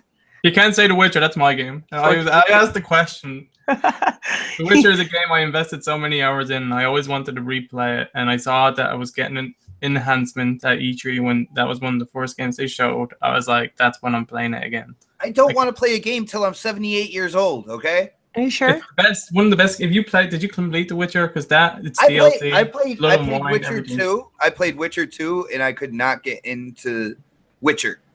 Oh man, I played The Witcher 2. I never finished it. I played it for a few hours, and that was it. Then when The Witcher 3 came out, I saw that it was open world. I've never And I was like, played that. okay, I'll give it another chance. And I was literally hooked. That game is amazing. It's completely different from the second one. Dean just likes having sex on a unicorn. That's exactly why he likes Witcher I want 3. to do that. I didn't do it. There's Yeah, sure you else did. you can do it with, Wow. All right, guys. So we spent a good hour and a half talking about Crackdown 3 and bitching about it. And I'm sure I'll bitch about it a little bit more, a little bit later. But I do want to talk about some other stuff because like this show has gotten completely overtaken by Crackdown delay bullshit. But I know some people are really, really going to hate me if we talk about VR. So we're going to hold that off for a few minutes. I want to talk about Sonic Mania. Yeah. Well, on that note, I actually have to go to work, guys. Alrighty. So, You work, Don? yeah. For joining us, Don, and now you're ditching us because we're not talking about Crackdown anymore. We still Don, noticed. Don is a cliff tester. What he likes to do, like his job is he has to jump off cliffs and see if he survives. All right, and that's whether or not they'll put those safety ropes on the cliff or whatnot. So that's what he does. Listen here. The answer is I don't take fall damage. That's just for the Dawn. So, anyways, guys, man, it's always good hopping on. I just thought it was kind of a heated subject, and I just wanted to talk to you. It definitely was good to have your opinion heard and your side of it, as you know, you are a developer, so you can understand more than, let's say, me just being a salty cunt about something. You know what I'm saying? And It's not salty cunt. Oh my we God. appreciate your opinions, Don. We do. I wouldn't use the word salty, but Oh my God. but no, I mean, here's the thing though. Snaps is entitled to her opinion, even though I have like a different take on it, right? Yeah. Snaps represents a certain segment of the gaming market, right? It's not her job or somebody that has the same personality or perspective in gaming as Snaps to try to make everyone else understand, right? It is up to people like myself to be level-headed, try to relate to the consumer, right? That is part of my job of what I do in order to make good product, right? Absolutely. And that's all that I'm doing. But if you have an opinion, it's your opinion. But just try to listen to where other people are coming from, and just be consistent. And if you judge one thing, don't judge it under a different scrutiny if it's a different platform. Absolutely. Don't be that person, right? So that being said, I am out. Keep it gaming, Thank guys. you And for I'll talk joining to you us. later. Later, Later, Don. Don. Yo, Noof, Later, Don. I think you just killed our chat, Noof. What did he Wow, say? dude. Yeah. Oh my God. Wow. What did I miss? I just got his tail and went Oh man. Oh gosh, I love you guys in the chat. You're great. Dirty J said Mel represents the hardcore gamer. Thank you. With the salty cunt. So How dare you use my pet name for you, by the way? That's what are you saying, bot?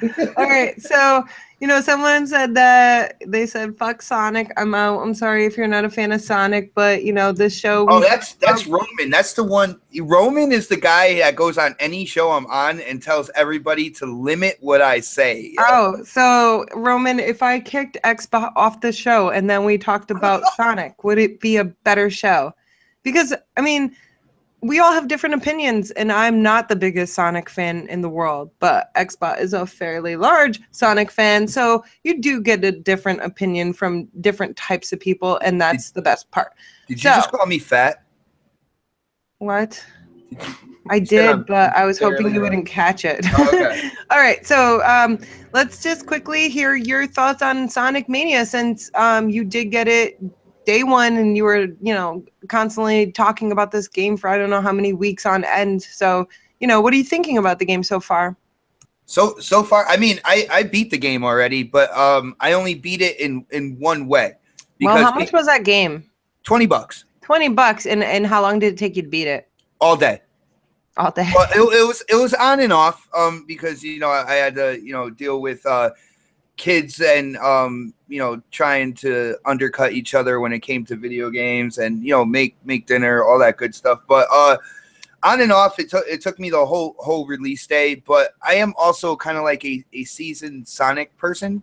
Like I still have Sonic 3 on my Xbox One. No spoilers, please. By the way, Game Downside said no spoilers. All right, no spoilers. But when it comes down to it, for $20, you get so much replay value on a classic 2D Sonic. Actual Sonic fans, if you go and check out YouTube and stuff, they're saying this is the best Sonic game yet. They have really reworked kind of like the 2D aspect of it. Sonic goes a little bit quicker. Everything is just kind of really laid in place a lot better. The stages feel really good. You can go really fast, or you can go and explore and try to find hidden shit within the map. That's what Sonic is all about. Either go really fast or explore and see what you can find. I suck at it. I'm just saying. I was playing last night. You played for like 5 minutes. You gotta No, it was 12 minutes. Gotta put a little more into it though. I But was a little grumpy last night. that is true. If you approach it with a smile on your face, I think you'll be happy. But 3 playable characters: Sonic, Tails, Knuckles. You have 12 different zones, which is awesome because you have 2 stages per zone. So that's 24 levels altogether. Multiple endings as well. And I'm not going to spoil it for anybody. You can beat it one way, then you have to go in true Sonic fashion. You get a different ending when you get all the Chaos Emeralds. But they have a time attack mode. They have a competition mode. They have co-op split screen. All this for $20, and one of the best Sonics to date. I am overjoyed at spending $20 on this game. And it's up on my pins now. Put it that way. Mm. Cool. So who else has played this game? I have. I think it sucks, and I got a refund for it. I'm just kidding. I was gonna slap you at that point. I'm like, because I think what was it the other day? I was like, oh yeah, you're gonna get it and just gonna return it 2 hours later. I did that with Fortnite. I still don't like Fortnite, but whatever. I was skeptical about getting it. Like, I think I DM'd you guys about it because I have like every Sonic game. I was like, I could just play all this stuff on whatever. Like, I could play Sonic 1, 2, 3, whatever. I played all these levels, but I got it, and I'm just amazed and very happy with it. It's such a good value. The level designs are awesome. What they did with the old levels and the music, that you're getting a lot of value for it. So yes, definitely go buy this game. It's awesome. It's very fun. It's definitely a game you can just keep coming back to. Like XBoX said, it has lots of replay value to hop on there. And have you been doing the time trials or whatever? I did it a couple times. I'm gonna beat at XBoX score. Oh, it's 49 seconds now. And what rank are you in the world? I was 109. I gotta check again because more people are buying it and stuff like that. I gotta see the world's record. The number one guy, the last time I checked, did the first level in 31 seconds. Wow, that's crazy.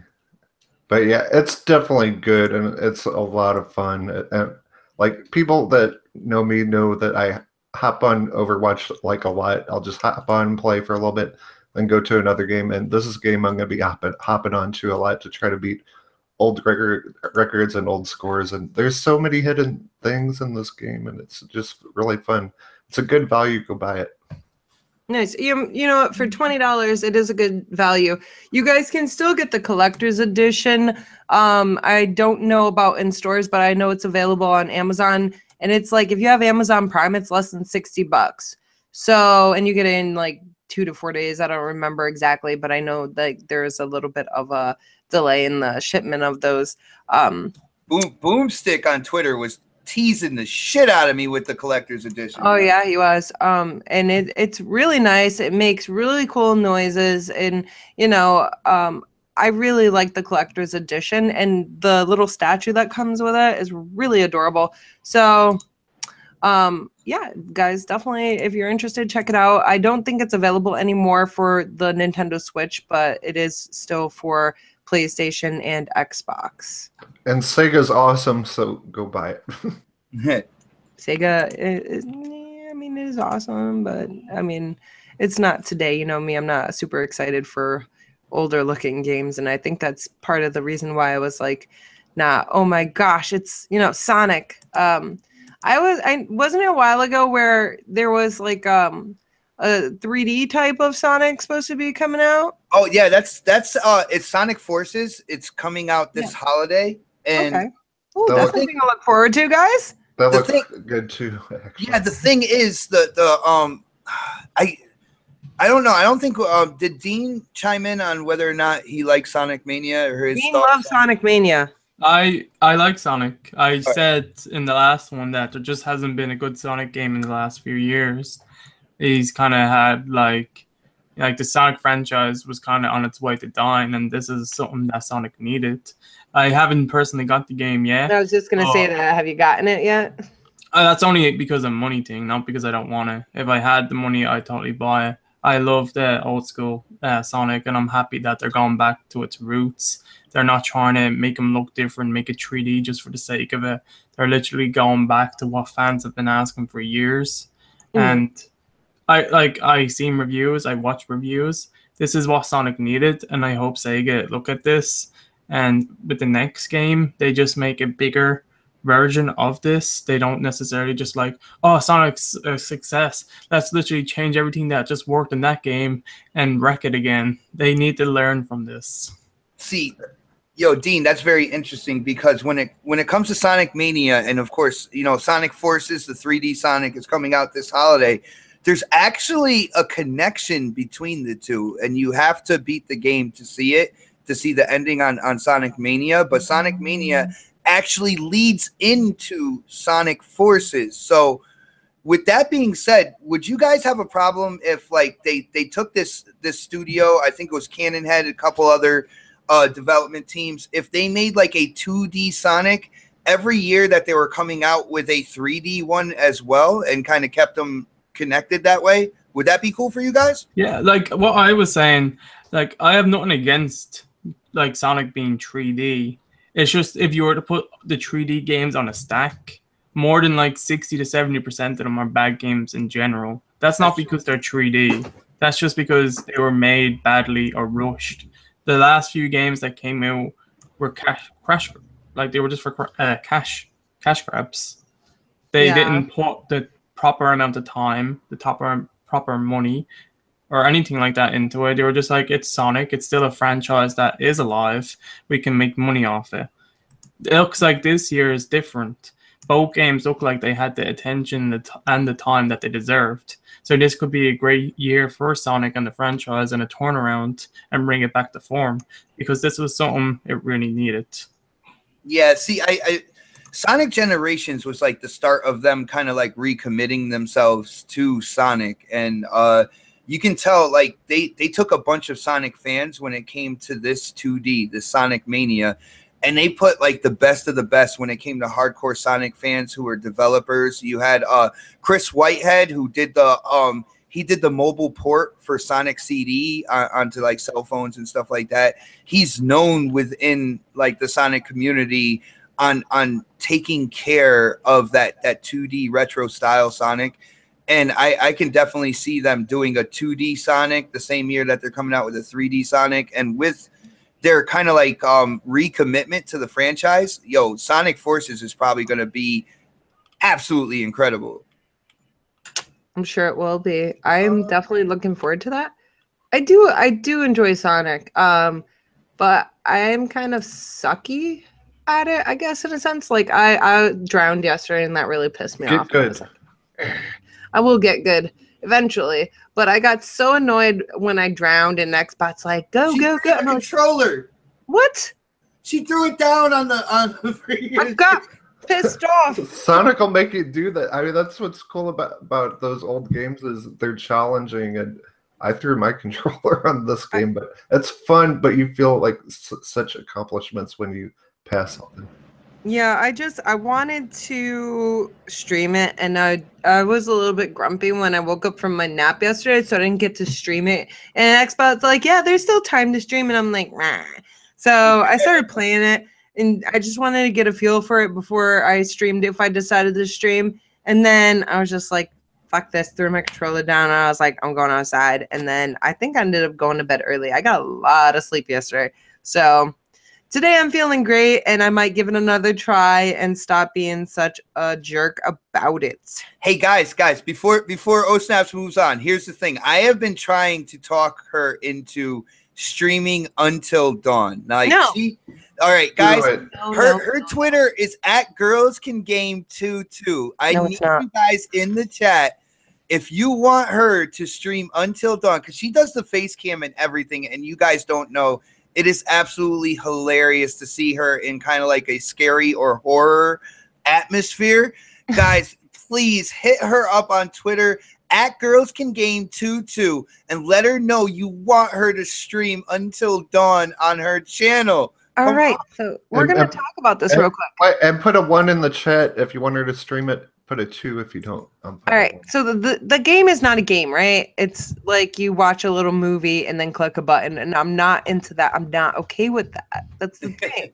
Like, I don't want to watch an interactive movie or quote unquote play an interactive movie. Clearly, creating Beyond Limits wants me to do it. Like, I don't. I've watched some of XBoX, his quote unquote gameplay. I don't really consider it gameplay. Like, I'd rather have something that I'm really engrossed in. You could be a bitch. You could be a drama queen when it comes to the choices. I understand about the whole. I understand about the whole. It's not a game. I agree with you. Like, I'm coming out for a review on this, and I have to actually give it 2 scores. See, I'm doing a little spoiler here. I'm gonna do it a score for a game and then a score for the experience. Right?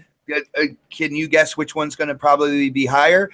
But the thing is, oh man, it would be so entertaining. I wouldn't even do any. I would sit and watch the stream, just waiting for you to jump, to see what you would do in the decisions on whether you're going to be a drama queen, a douche, or do the right thing. That's something I want to see on your channel, yo.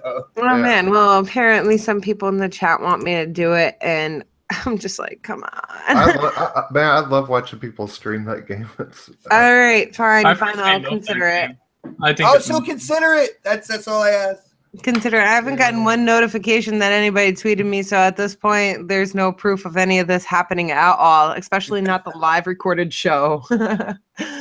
Oh man. So Game Downside says, do it for the fans. Rain G4 says, until dawn.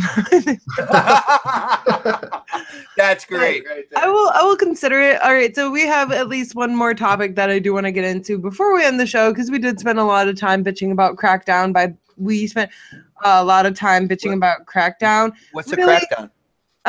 Lucifer tweets to me, stream until dawn or the angry moth will get you. A picture of a moth. Oh man, guys, I'm doing it. I will do it. I'll let you guys know a little bit later in the week when I'm going to, because nighttime. It's got to be nighttime. All right. We'll do it at nighttime, and I will plan for it. Probably candles and stuff. No, I don't want to burn the house down. And Crackdown needs their ass whoop, says Rangy 84. So before we end the show, because we didn't get through half of the topics that I wanted to get through, I do want to see, if you guys watched the trailer, I know a lot of people hate VR. I'm really interested in VR. I do want VR, but I know a lot of us are really, really looking forward to the It movie. I know I am. Day one, I will be at the movie theater. I'm like, every time I watch a trailer to that, and I do watch them multiple times, I get chills.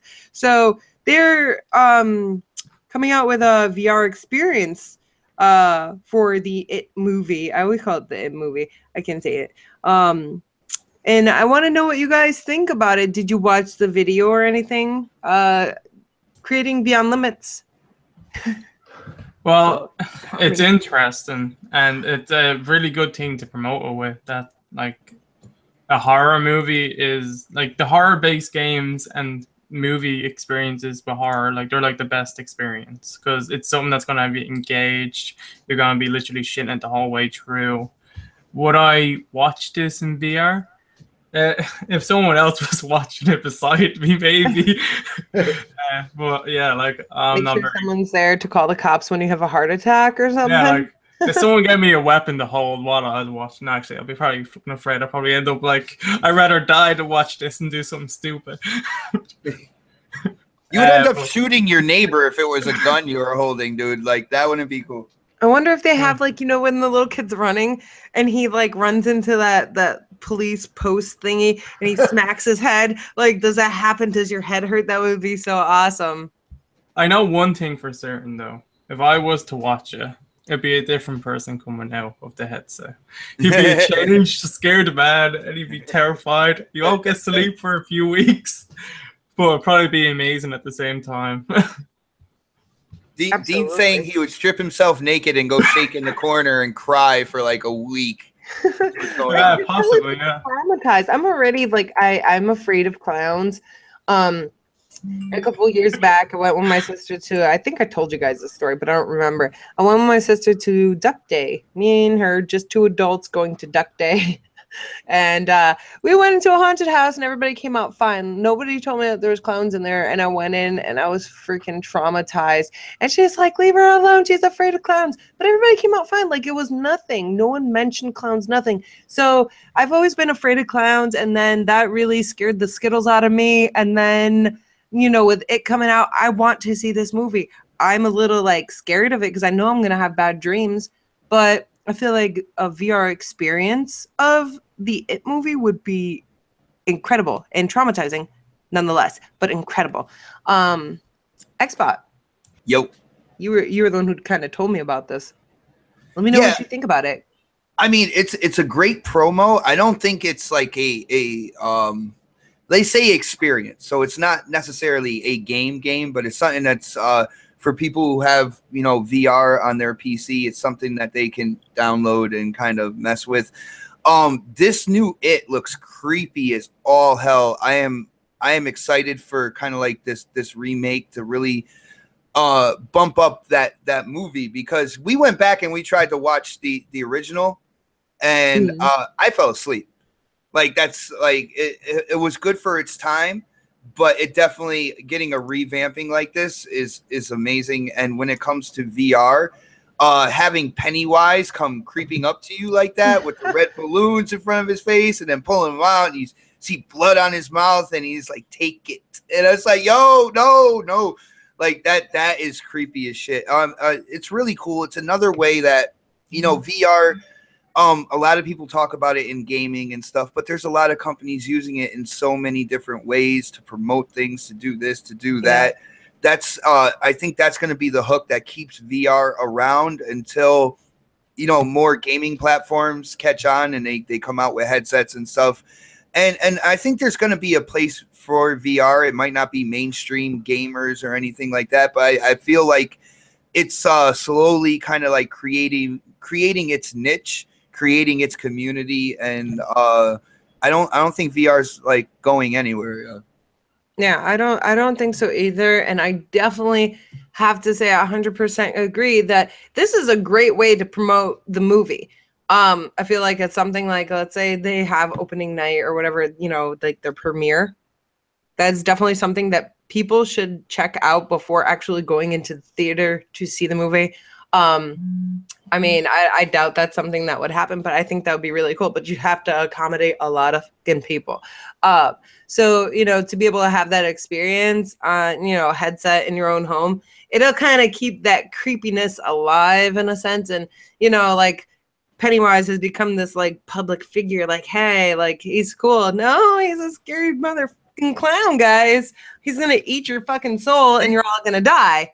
Yo, Snaps, do you think this Pennywise, because I remember back in the day, I mean, this society is so desensitized to, like, you know, horrific acts of violence, even horror things. Do you think, like, this Pennywise is going to do the same thing it did to children when the first one came out?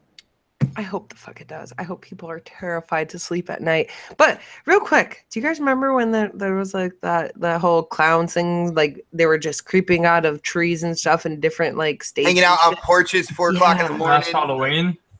No, it was before Halloween.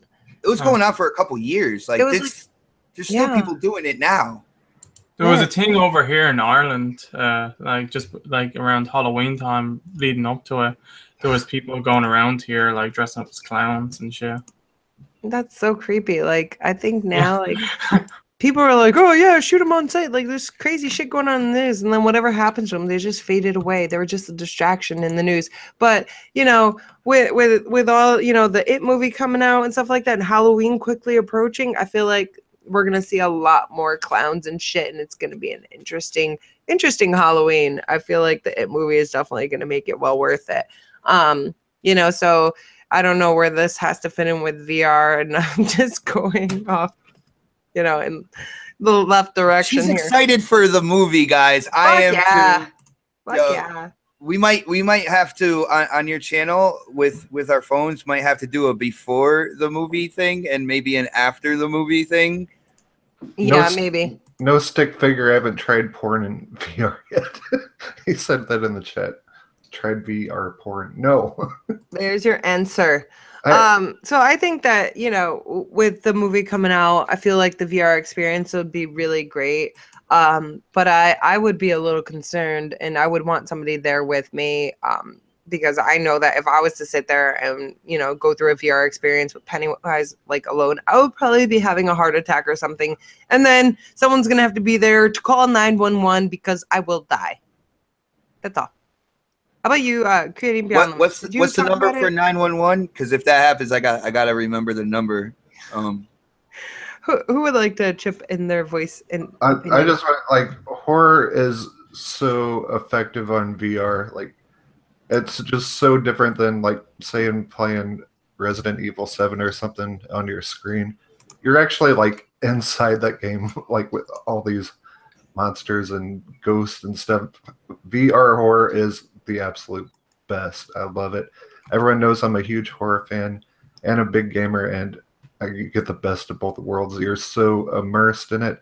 And these marketing things, they're really, really effective, and they're just genius. Like, they did the Spider-Man thing. It's like kind of a little short game you get to play.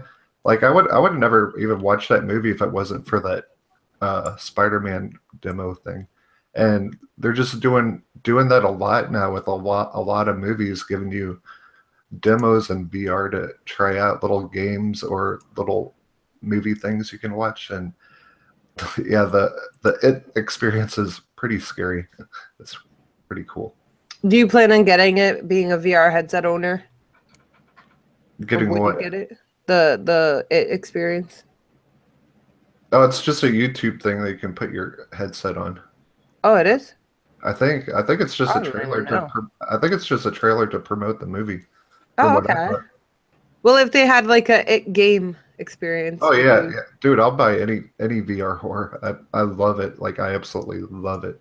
I hope if they ever do that, you are wearing your brown pants. I'm just saying.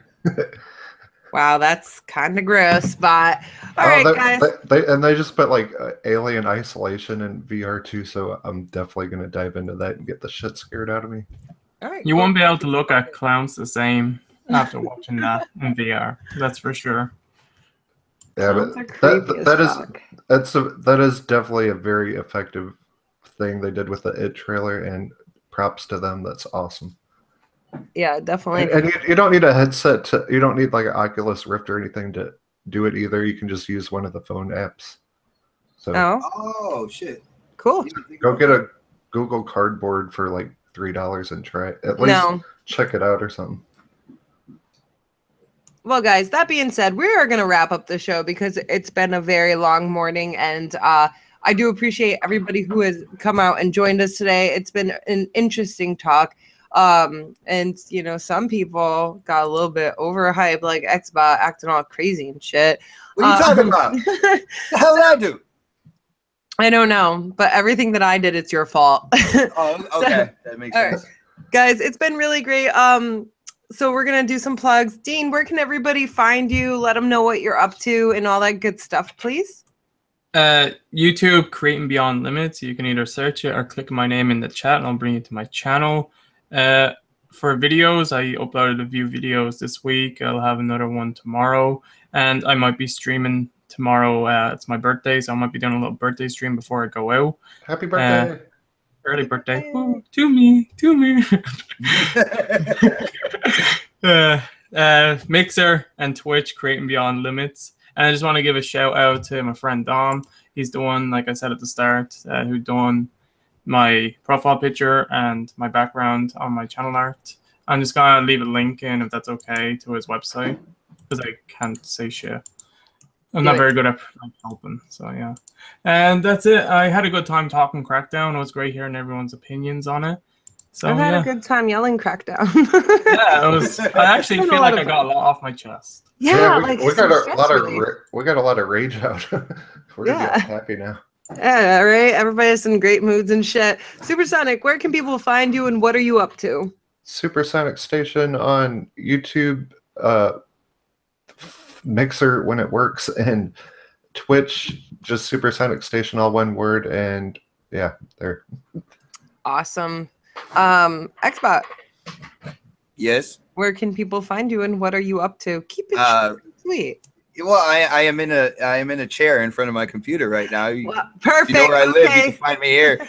No, I keep everything simple. XBoX 448 across the board. You know, Xbox Live, PSN, my YouTube channel. A huge shout out to everybody supporting my YouTube channel. It's up over 2,700 subs. Thank you guys so much. We are inching closer to 3,000, and you guys, man, you inspire me to do more videos, live streams, all that good stuff. Thank you again. Of course, next podcast is every Saturday on my channel. But guys, heads up, we're going to be an hour early this Saturday because, you know, M&C decided that they were going to do a show on Saturday night as So well. it's going to be M&C bedtime. Yeah. It's not M&C mornings. It's M&C bedtime. M&C NyQuil. After hours. Oh, no. Don't let crap go after hours. Yeah. But, so we're going to be starting at 6 instead of 7. And so, you know, everybody can come in and check out next podcast and then go over and check out M&C after hours. And that sounds like a really cool, like, Saturday night thing. I know I'm excited for it. But other than that, you know, you can check me out on BGST. And, of course, every Wednesday morning, usually on Coffee, Casuals, and Consoles right on this channel. Yeah, the best podcast on the internet. I'm just kidding. Oh, we're going to fight now. We are gonna mediocre at best. But you have me here, so it doesn't matter how mediocre it is, it's still awesome. So you guys can find me on Twitter at girlscangame22. Oh my gosh, look, I'm 4 away from 500 subs, so that's really super. I'm like blushing right now. Thank you everybody who does subscribe to the channel, who does support the show. It means the world to me. So send a friend and have them come over and sub, check out some of my videos, some of my live streams. I've got a lot going on at work right now, so it's gonna be really unpredictable as far as me having a streaming schedule. But I will have one eventually, at least 2 days a week. I know it's not a lot. I know you guys need more of me, but I will do my best to accommodate you guys as well as my job. And the family too, so it's really hectic. Put that in at the end. Oh, and the family too. My bad. Yeah, no, I love the family. You know, we spend as much time as we can, and we're very, very spread thin as far as YouTube, the kids, and work and all that shit in life. But it is entertaining and it keeps me going, guys. I do want to mention that I will be on a podcast September 4th. It's from Gamer Grudge, and on Twitter they're at GG Game Fixers. So go check them out. They have a show coming up September 4th that I will be joining them in, and I do follow them. I watched one of their podcasts, and it was very different from, you know, the average constant, you know, community stuff. It was a nice, refreshing show, and I really enjoyed it. So I'm looking forward to joining their podcast September 4th. That's a Monday. So make sure you guys are there to support me and check it out. I quote tweeted them on Twitter, and I wish I could type it in the chat for you, but I can't. But I will be there, and I hope you guys join me when I join their show. It's going to be fun. So I hope you guys all have a wonderful week. I'm so happy that we got to have this talk today and this vent session. It's been so much fun. So thank you everybody in the chat for joining us, and thank you guys in the panel. Noble Addiction, who is normally here, he was not able to make it today because I did change the date up. So, you know, he's sad and he wanted to be here, but it's kind of my fault because I had to work yesterday. So I hope you guys all have an awesome week, and we will see you next time on the next episode of Vent Session Coffee, Casuals, and Consoles. Did you get Creating Beyond Limits? Oh, no, did I? I don't know. Did you? Yeah. I Okay. did. I think so. shut up. He's so silent. I'll shut up. What? I think he was first. I shut up. Beyond now. Limits, you got to tell people where you were at and all that Yeah, good stuff. yeah. Right? I didn't I was forget confused you. on what you were talking about there, yeah. I'm not a jerk. This is fake news, guys. Have a great Fake day. news. Thanks, everyone. See you. Bye-bye.